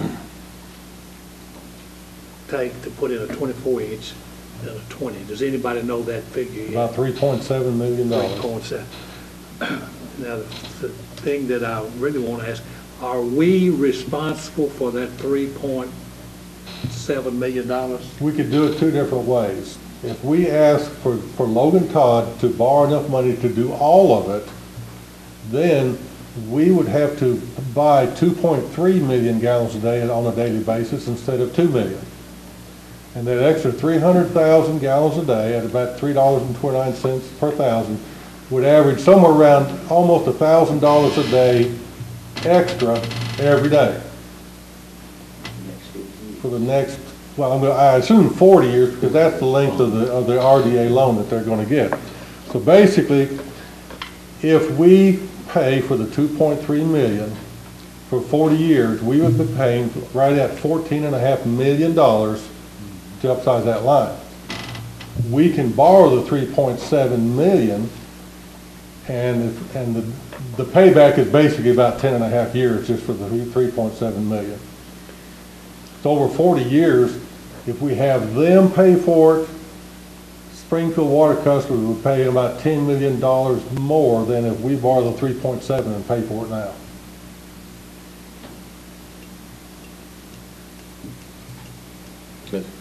All right, the matter is before you. Mr. Mayor. Sir? I'm afraid if we just get, I mean, the cost of the water are at best estimates with projected growth and things like that. We're going to price ourselves out of any growth because we know we got sewer issues we're not addressing. We know what those water bills were estimated at best estimates. And if we overextend ourselves with this for something so far out and not figuring in what the sewer costs are going to be that we know we're all going to have to spend. We talked about $100 million. That's what we're going to spend on sewer. We really haven't got that far into it, land applications and so forth. Are we going to have our water sewer rates here so high that all what we're planning for because of the excess more than what we actually need, we're looking so far out, I think we're going to be not that competitive. valid point to consider, but it still oftentimes comes down to bill, pay me now, pay me later. I don't know. I mean, that's our choice here.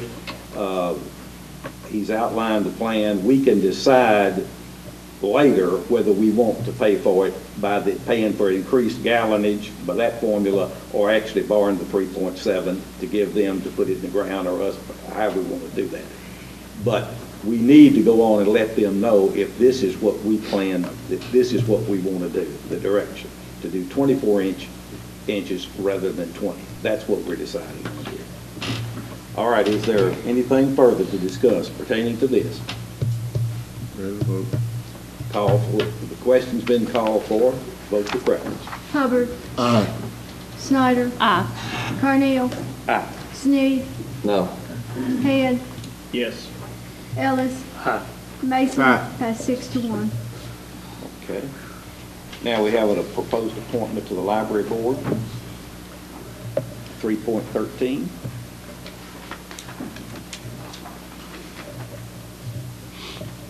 Paul? Thank you, Mayor.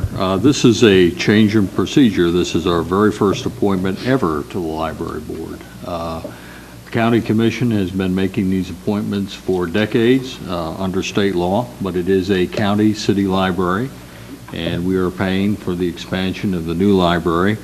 And the County Commission thought it would be a good idea if some of these positions, some of whom are Springfield residents, that as they came due, that the Board of Mayor and Aldermen started making some appointments to represent the city of Springfield. Diane Fry is a resident of Springfield. She's been serving on the board. Her term recently expired. It is my suggestion, although the bylaws and state law do not give people terms certain, I would suggest that we appoint Ms. Fry from July 1st of this year, serving for 3 years until June 20th of 2017. Is there a motion?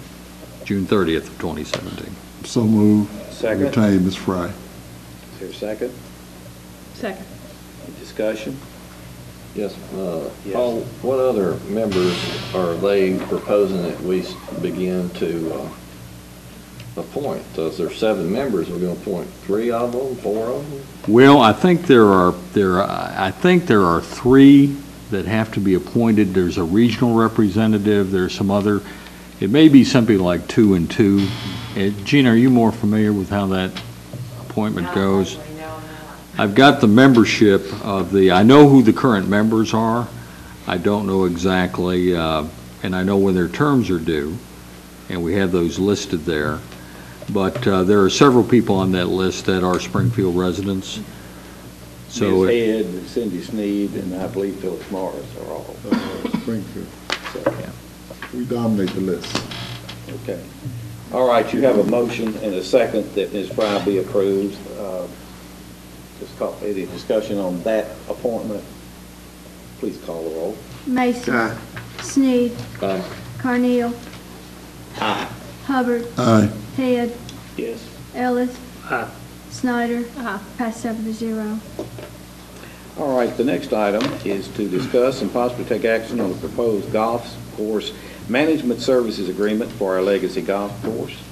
Mr. Nutting, do you want to comment on that? I would. Thank you, Mayor. As you know, for many years, we've had Billy Casper Golf has been our golf course management company. Would like to say at this time really appreciate the services of Billy Casper Golf over the years. Done a lot to help us maintain the course and keep it in good condition and operating, and a lot of people probably wouldn't have bet at this point that we'd have a golf course, but we do. And I do want to recognize them for all their years of service, and only some of us have worked very closely with the golf course over the years could really understand all the things involved, but they've been a big asset over the years. But as you know, we've had this contract going on for about 14 years, 15 years. We've extended it every time automatically. And we thought after so many years it was about time. There's nothing specifically that Casper did or didn't do. It wasn't an issue. It was time to just review an RFP and see what other companies had to offer. So we had an extensive process. We developed an RFP, request for proposals, sent out to companies basically in the southeast that we felt are managed municipal golf courses or courses of comparable size and expense. We contacted about 15 companies. 11 made contact with us. 5 submitted proposals when they were due on September 10th. 5 was a manageable number, and we decided to interview all of those companies. It was a great process. We picked up a lot of good information from everybody. And we did have a committee that reviewed those and scored those independently. And then collectively, we collected the scores and awarded a company a rating on their overall proposal. And so with that, we have decided to recommend to the board that a new contract be entered into with Cornerstone Golf Partners. And Mr. Alan Kale, who's the executive director, is here tonight. For any discussion you might have. I did want to briefly take you through the contract. It's essentially the same contract that we had with Billy Casper. If you can just scroll to the contract below my memo, just a few changes. Some were critical. The term of the agreement, the first 3 years is the normal term that we've given Casper. They have requested on a renewal an additional 3 to 5 term rather than a 3. And we thought that was reasonable. They made another concession on the termination of the contract, so we thought that was fair trade. So they're not automatically going to get 5 years. They will get, if we decide to extend the contract, they will get a minimum of 3 years, but you can give them 4 or 5 or anything in between if you choose to, and they agree to do that. On the second page, E, it talks about travel. They're through Georgia, South Carolina area. Mr. Kale says he will be making, he'll stay in close contact with the operations of the golf course. They're proposing, of course, this is all in our budget, an expenditure of about $10,000 annually to cover travel expenses. I think the Casper contract was $6,000. But they are also reducing, well, let me see if we got the price in here. I think that comes a little further in the contract. Yeah. Okay, let me get to 4, paragraph 4, which deals with insurance. I think years ago, I think we could get Casper to provide insurance a little cheaper than we could, but we've decided that all our city facilities need to be under the pool, and that we will pay all the related items for the day-to-day insurance on the buildings and the equipment, and that Cornerstone will pay for $1 million liability policy. Also will provide a $100,000 bond or crime policy. And so that section, paragraph 4, has been rewritten. The compensation and fees are going to be a little lower. Casper, I believe, was $6,500 a month. Cornerstone is proposing $5,250 a month. The incentive in 5A has remained the same as we had in the Casper contract. If you go down to paragraph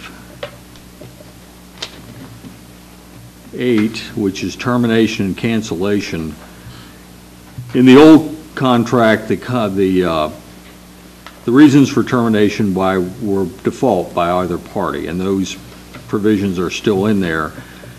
But Cornerstone has in their standard contract, and they offered this during the RFP review, that there is a provision that they allow the city to the owner to terminate the agreement at his sole discretion after 1 year and 5 months from the date of signing the agreement upon 180-day written notice to the company. And upon termination, owner will owe company no penalty except for monies owed to the company for the management, operations, and maintenance of the facility, basically the monthly fee that we hadn't paid at that particular time. So that gives us an opportunity within a reasonable period after them getting a chance to establish themselves to, if we feel we need to get out of the contract for any reason, we have an opportunity to do so. Also,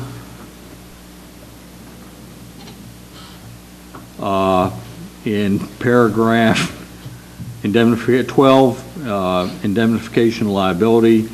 Of course, Cornerstone is a business in the state of Georgia. Casper was a business in the state of Virginia. So that has been changed. And then, of course, the new contact on paragraph 13, general provisions, the new contact with Cornerstone Golf Partners Incorporated, Hilton Head, South Carolina, Alan C. Hale. And I believe that is the change, all the changes in the contract. All right, I would entertain a motion that this recommendation be acted upon. Give this contract to Cornerstone Partners. So moved. Is there a second? Second. Ms. Snyder, you were on this committee representing the board. You satisfied with Yes, sir. this? All right. We've spent many hours working on this, all of us. Okay. All right. Is there any discussion? Yes, sir. Okay, Cornerstone, okay, Hilton Head, that's headquarters.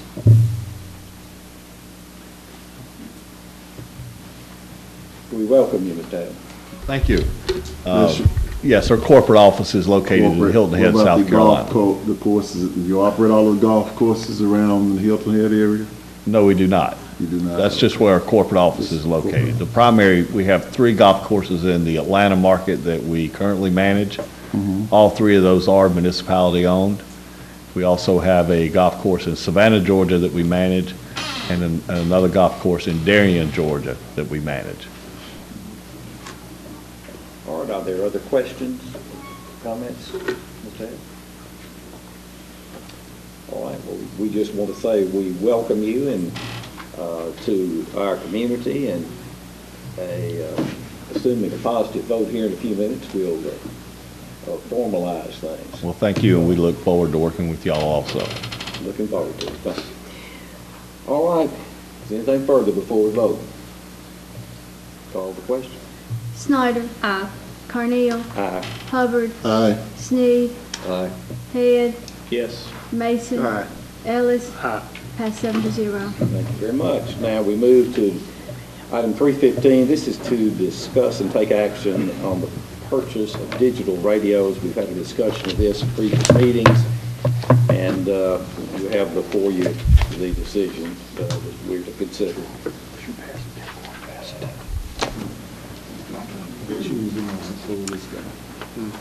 Paul, if you would outline this. Well, thank you, Mayor. I'd like to, first of all, hand some information to everybody.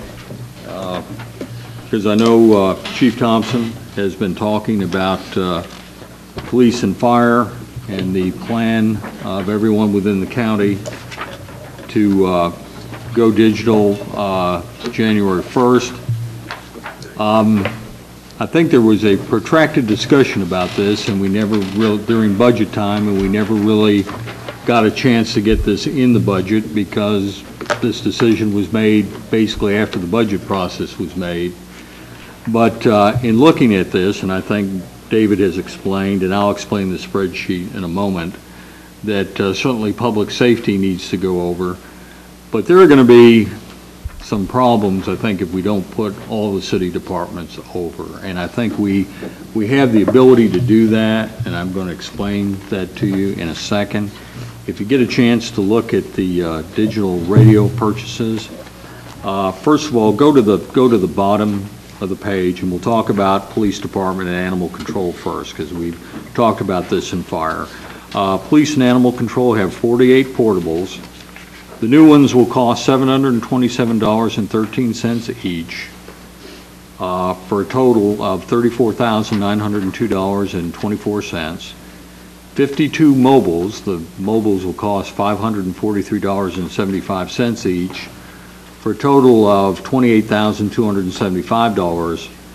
For the total digital radios for the police department at $63,177.24. We will apply for rebate on those radios after they are purchased, and we will get $60 rebate on each of the new radios, and that'll be $6,000. So the net purchase price of the new radios would be $57,177.24. And Chief Thompson has talked to you about the funding sources. We have the forfeit, federal forfeit asset forfeiture fund. We have 3 different funding sources. Grant money that you approved at the last meeting, $18,000 that we got with the sale of some of the property and evidence that was expired and surplused. And then on top of that, we've got contraband forfeiture money that is authorized for this type of purchase. So we can do that without any general fund money for the police radios. David, the $18,000 collected on the sale, where did that, which account was that put in the asset forfeiture account? It was set aside specifically for this purchase. We talked to Jane before she left to make sure that it was put in a fund, specifically a restricted fund on how that's spent, because the state helps regulate that money. They don't let us spend it on other types of things. So I know it's been set aside specifically for this purchase. Okay. We know the grant's a sure thing. We know the money's there. We know the asset forfeiture fund is there, and we did budget a general capital outlay line item that can be used for anything. So we're good there. Yes. Now, the other department we'd been talking about was fire. If you look near the top of the page, 5th line down, you see fire. They've got 45 portables. Their portables are going to be a little less expensive than the police department at $654.75 and 14 mobiles. Their total expenditure is going to be $37,076.25. But if you look a few more lines down, you see total rebate and rebate fire. If you look at rebate fire, they will get also $60 rebate on each radio purchased. So their expense for radios only is going to be a little over $34,500, something like that. There'll be some installation costs in all of these, but this has, that really has nothing to do with the direct purchase cost. Okay, the problem with all this, when we bring police and fire over, is that the county, they're all basically public safety, and they're transitioning entirely to digital. There are going to be some problems if we're going to stay on analog, and those problems are that the analog system we have, the trunk radio system that we currently have, is a passport system. The maintenance fee on that is over $30,000 a year. Police and fire will come off of that, but there will still be passport expenses that we will have to pay to maintain that system as long as the other city departments are on that. Also, keeping the analog radios will require continued payment of a maintenance fee, as I said, for the passport system. The other option is to go conventional, which is going back before trunk radio.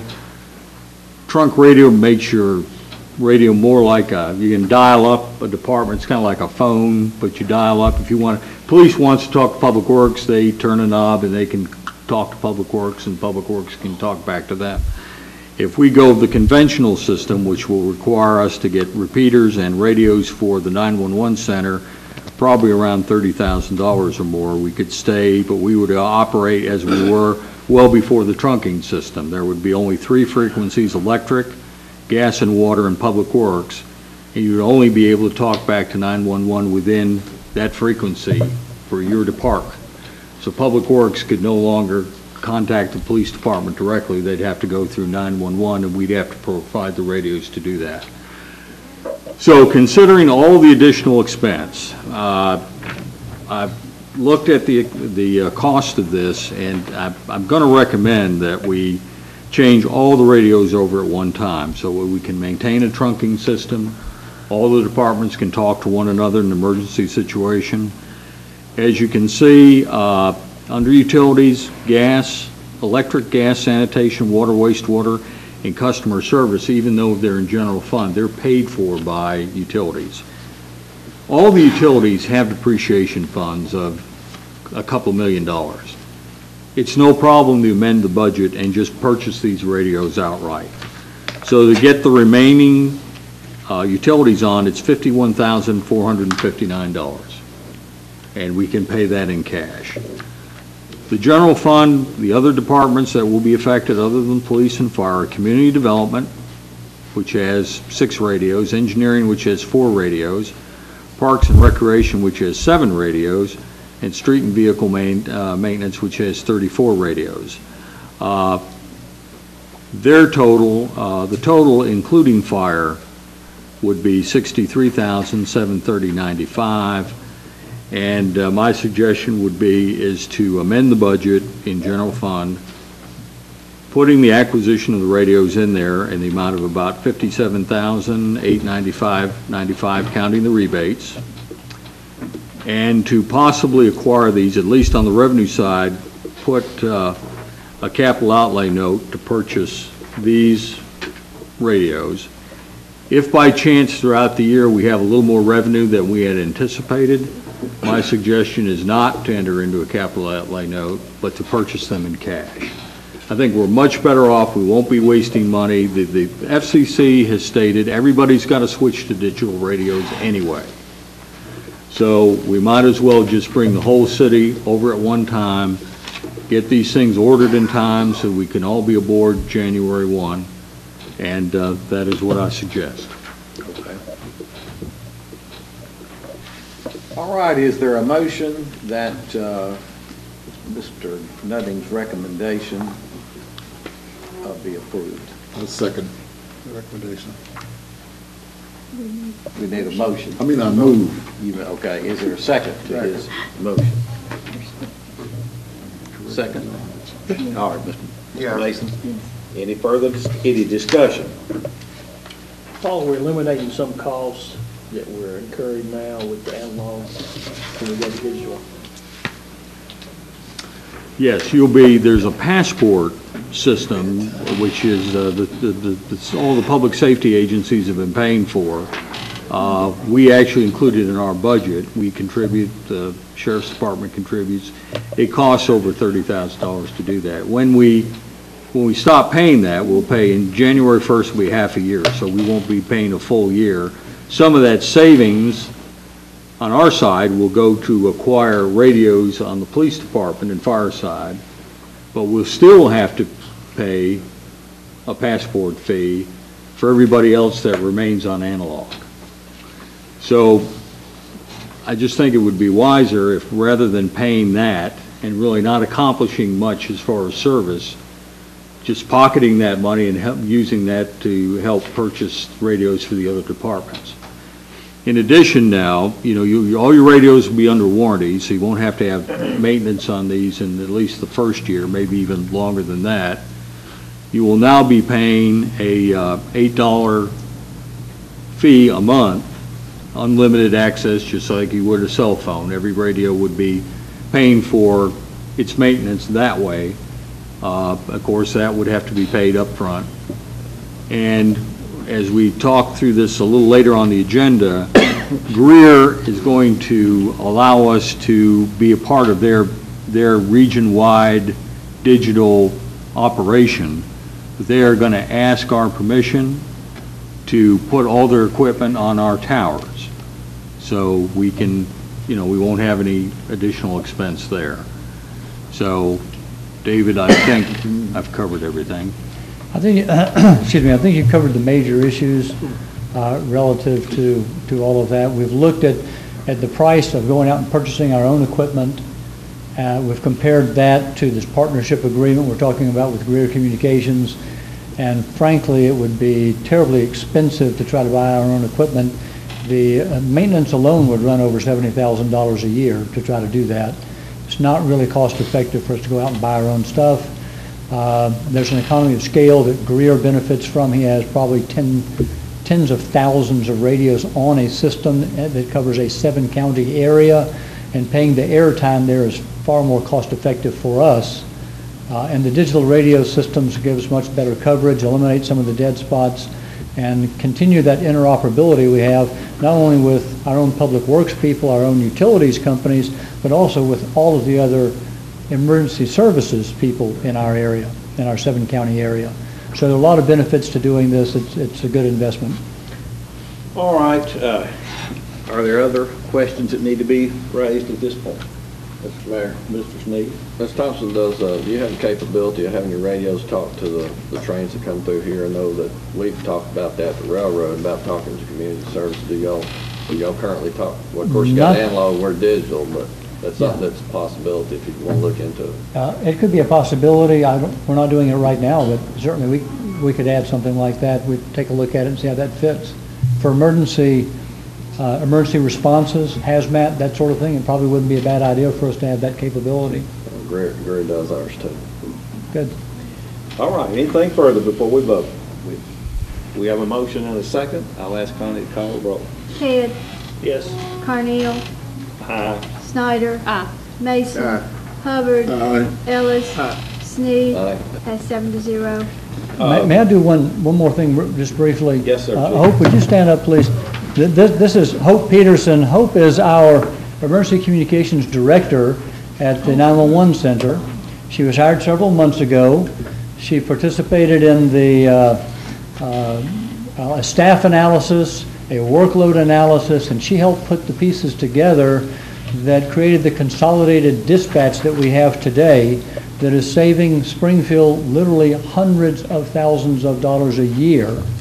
And I wanted you to, since you had not met Ms. Peterson, I wanted you to get a chance to meet Director Peterson because she's been a welcome addition to our county, to our emergency communications process, and I made her sit here all night waiting for an opportunity, so I wanted you to get a chance to meet her just briefly. So we welcome you to formally to our meeting and also to Robertson County and Springfield. I've heard good things about your work there, and we're glad to have you on board. Thank you. All right.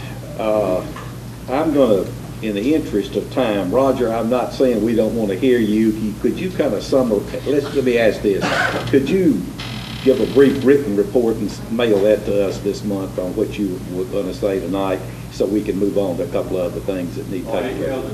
Y'all might have it, they have it on there. All right, then we're fine. We're fine. But appreciate it very, very much. Now, we have the next item. Back several months ago, we did, I will turn this over to Ms. Holt, our Assistant City Manager, and she'll hand out, we do Mr. Nutting's evaluation. Each member of the board was asked to answer certain questions relative to his job performance. Those results were given to our Assistant City Manager, and she has tabulated those, and she's going to hand those back, give you the final scores. And since it's been a while, it was in March when we did this. And I said several months. I figured you all might have forgotten. So this is, I'm handing out a blank copy of all of the items so that you can remember, and then a summary sheet. And the summary of the score is at the top. And then I wrote all the comments that were made, listed under the strengths, the areas for improvement, constructive suggestions, and other comments. So you all will be getting a copy of that. And I know no one has seen this yet, so it's all new to you.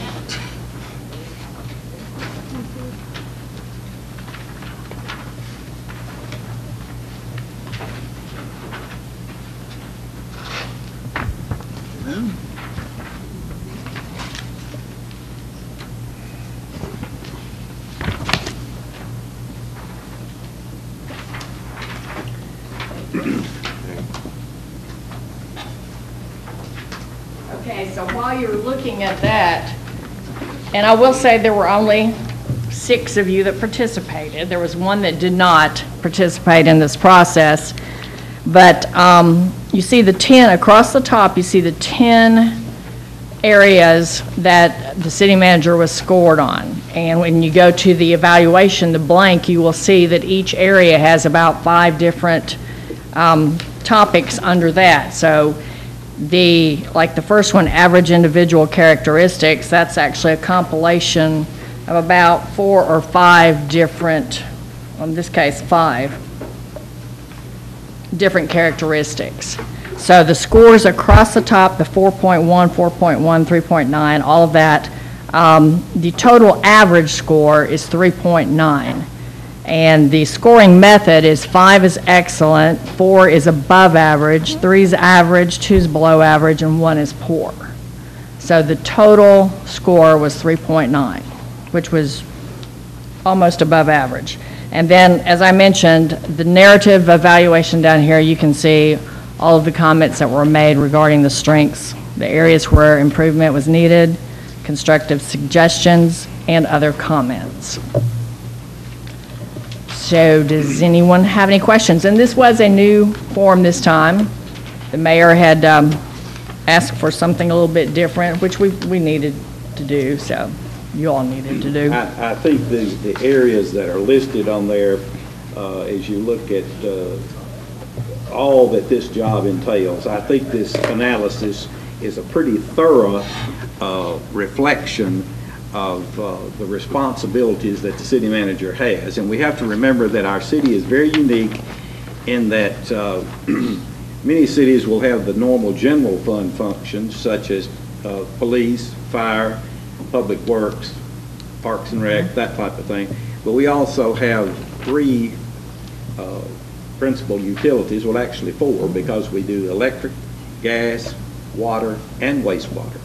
And then we actually you have refuse stormwater control, now and too, we have and sanitation. So we are a multifaceted city in many respects, and it's unusual to have all of those functions under one umbrella. It's a very efficient form because what you're doing with this is, for example, you've got the same people in accounting and all of that, so that's all consolidated, so it's designed to be as efficient as it can be. And I want to say that, you know, no method that I've seen is perfect. When I was with the school system, and we used to have to do teacher evaluations, I always felt like the formal evaluation where you went and sat down in that classroom for 30 minutes or so, or 45 minutes, and filled out a bunch of stuff. I thought that was, yeah, there's a benefit to that, but a whole lot more of that is seeing what those teachers were doing on a daily basis. When you walk down the hall, when you go in the room, when you listen briefly to what was going on. And it's that kind of thing that I think we evaluate Paul on all the time, because his work ethic is exceptional. I wouldn't pretend to guess how many hours a week that he's up here, but it would be close to 60 hours, I would say. And he enjoys his work. He is now in his 20th year here, and next September would be completing the 20th year. And I was not the mayor when he was hired. I had been in earlier, and then I've come in toward the latter end of his service with us. But I think this is a good way to analyze his performance, and now the floor is open to any comments. I'm just going to go down the row, and if there are any comments you want to make in addition to what you have recommended. Ms. Snyder, I'll start with you. I have to say, when you call Paul, that he knows the numbers backwards and forwards, and I appreciate what you do for the city, and it's probably more than 60 hours. Thank you. Mr. Mason? I appreciate the hard work you put in. I definitely know you put in a lot of hard work, so you've been with me since you've been here. Jane? From day one, you gave us excellent guidance. You tried to take us into the 21st century and a lot of things.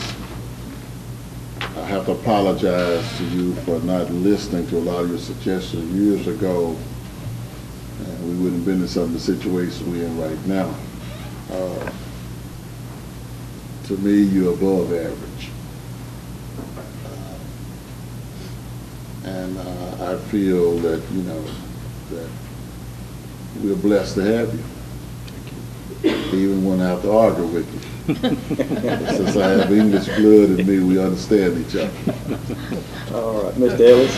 I just want to make this comment. You can see that the highest evaluation he had is fiscal management. And anyone who sit on this board or sit out there and listen knows that he knows fiscal parts of our budgets or how to run a city. And I want to say that I've never found, even though I've tried to find some things that he had wrong, I didn't always understand. And I know you can go, you stop at this four-way stop out here on a Sunday afternoon or most any time, and his car is sitting there as he's in here working for us. And I think the city is fortunate to have him. Thank you. Mr. Sneaks. Well, Mr. Mayor, I'd hate to break up this love fest with what I'd have to say, but you just spoke about all of these advantages that the city has, being unique, having all of the combined services. What is the reason, in your opinion, that we do have all of these advantages, all of these things are in place? As Mr. Hubbard said on some other things, I think was quoted in the paper, that we are not selling as many building permits as the other areas who do not have all of what you just described. What can we do to, why is that, and what can we do to address that? I think there are a number of things. I mean, we can talk about that. We've talked about that on many occasions as we've dealt with different things. I think what you see now is a trend that is upward. You see it in the monthly sales tax collections, which have been setting records every month now for 18 to 24 months, something of that effect. You've seen more building permits this year than we've seen in a while. We are working diligently on the sewer issue, and I would point out that on that sewer issue, there are, we have asked our engineers, are we different? Are we, the situation we're dealing with, is it something that's unique to us? They said, no, you are pretty well average.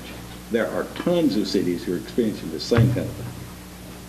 You mentioned Memphis, you can mention St. Louis, you can mention, I don't know how many other cities our size. We're an older city. We've been around officially since 1819. Mm-hmm. We were founded as a county seat in 1796. But you can go back, we're not a Mount Juliet, we're not Brentwood, we're not Hendersonville, we're an older city. We have lots of jobs, we have heavy industry, we are also an agricultural center. Oftentimes we're compared to some neighbors that really we don't have nearly as much in common with. But very few cities and counties have the jobs that we have. We have a very low unemployment rate, and you see the activity that's going on now, and some of it in the way of Schrader's expansion, the company coming in from California, Aerotech. You see, we don't have a lot of empty buildings.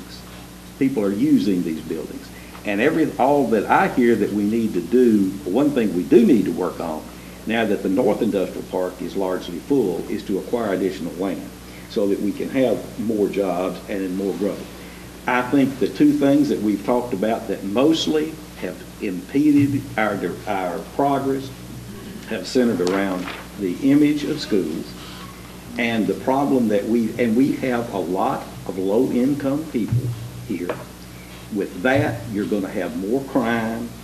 I think that holds us back in the eyes of a lot of people as well. But there are some stats that we've looked at lately that show the progress that's being made in income. That is a key factor. We're not in the league with, as I said, we're not on a lake. Yeah, well, I guess you can say we are water trace, but it's not Old Hickory Lake, as Gallatin has, or Hendersonville has. But we have made a lot of progress. To say we're through or not, that we've reached the goal, absolutely not. But we do finally see progress that's being made of the school system, particularly with the construction of the new elementary school and the leadership that is at the central office at this time. And we've got a police chief who's trying a lot of innovative things to try to improve what we do in that department. So I see progress generally across the board. And the step that we've made with this water agreement with Logan Todd is extremely important to the future of this county. And when you look at a college that now with the governor's program is going to mean that kids can graduate from any of these 5 high schools this next year and go straight to college, to a community college where the costs are the lowest and have that tuition paid for by the state. So our timing on putting that college in place was very significant. Now, we've got to believe a little bit more in ourselves. And I think we're too willing to run to believe all the negative on Facebook or anything else instead of stepping up and saying, yeah, we do have this problem, but we've done this, that, and the other. And have you noticed that we've improved this? And you can go on and on with that. We need to continue to improve retail. There are a lot of it, but we've got a very active chamber. We've got industrial boards, both city and county, that are active. And I think there's far more going forward than going the other way. And you have to remember, too, that we didn't have to curtail any of our services in the midst of the worst recession since the Great Depression. We have tightened our belt, we've cut our costs, but we're still providing services every day. So I'm pleased with that. I'm sorry you didn't choose to participate in the evaluation, but we appreciate your views anyway. Well, I have to add to that, I'm not trying to get the last word, but I have to add in part of not curtailing and doing some expansion, we also increased our debt significantly. We are, when we just issued 19 million, Yeah, no, $18.5 million this week, and we got the rating that we got. We're doing fine with that. Well, I mean, the rating just means that we have the ability to pay it back. The comments on Moody's are very positive regarding our fiscal position. I'm just concerned about this board as a whole voting for too many things without appropriating new money for it. It's nice to do things, but when you appropriate things and you don't add money, you're taking the money from other things. Mr. Speed, I will correct you that at least 4 or 5 of us voted to increase the taxes to pay. We paying our way. We're not adding to the debt like the federal government. Mr. Head? No additional comments. All right. All right, I'm going to move. We've got 2 items to still consider. One was the presentation of the report on the debt obligation that the bonds that we just sold, and we'll have the proceeds tomorrow. Paul, you want to say something about that? Yeah, thank you, Mayor. This is something we're required to do under state law, and I'm going to read some things in the record. It's a report on debt obligation, and it's basically with the bonds we just sold. It is the state form number CT-0253 for the record.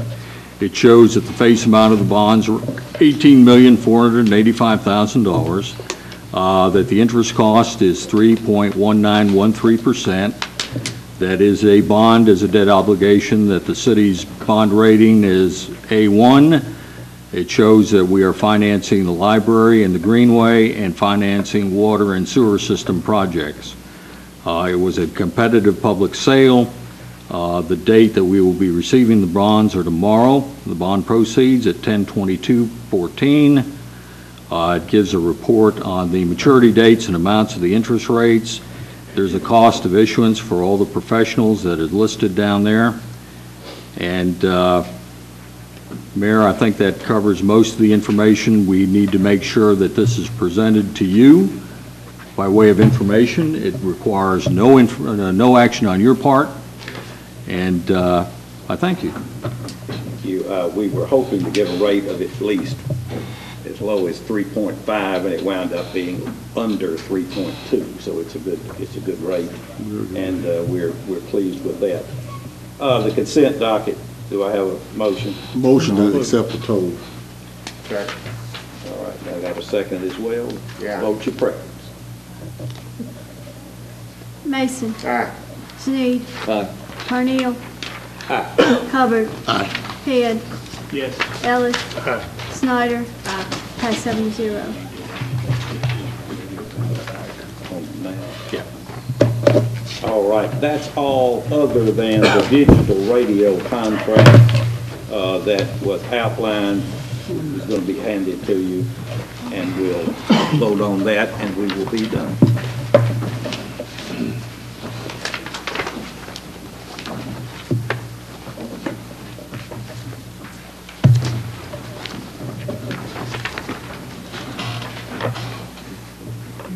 You're going to make a recommendation, and then are you just... Yes, sir, and David, please correct me. This is basically a memorandum of agreement that everybody, all the parties having to do with the operation of the radio system are going to sign, and we are actually allowing Greer Communication to use our towers and our facilities for their equipment, correct? That is correct, and this has already been signed by the county. It's already been committed to by the 911 board as well as the other agencies in this area for emergency communications. And yes, it allows Greer to put equipment on our towers. We still own the tower. We still own the property. We still own the generators. That part doesn't change. We're allowing them to put some equipment on the tower so we don't have to buy it and put it there ourselves. All right, is there a motion? Approval. Okay, we got it now. Second. All right, any discussion? Call the roll, Ms. Conlon. Snyder. Aye. Carneal. Aye. Hubbard. Aye. Sneed. Aye.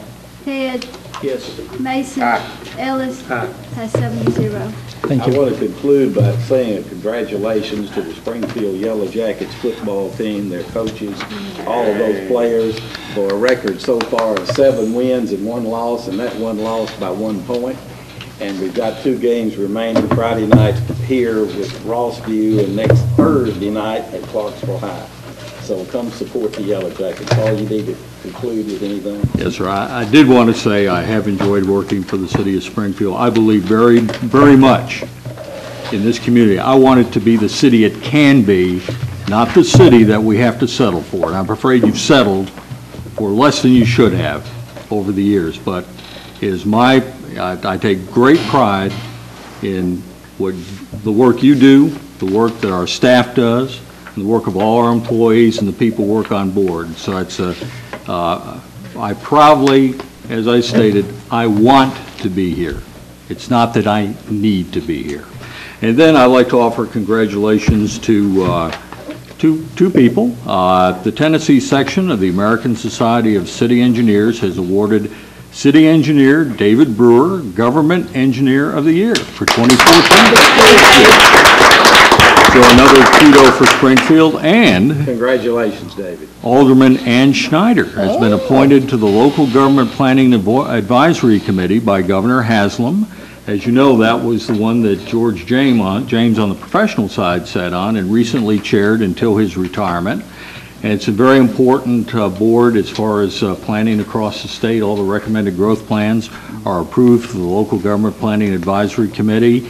And Alderman Schneider's appointment became effective on October 8th, and her term runs through June 30th of 2018. So it's great that a city our size has been able to place 2 people on that important community having to do with planning. Anything further? Show out, Springfield.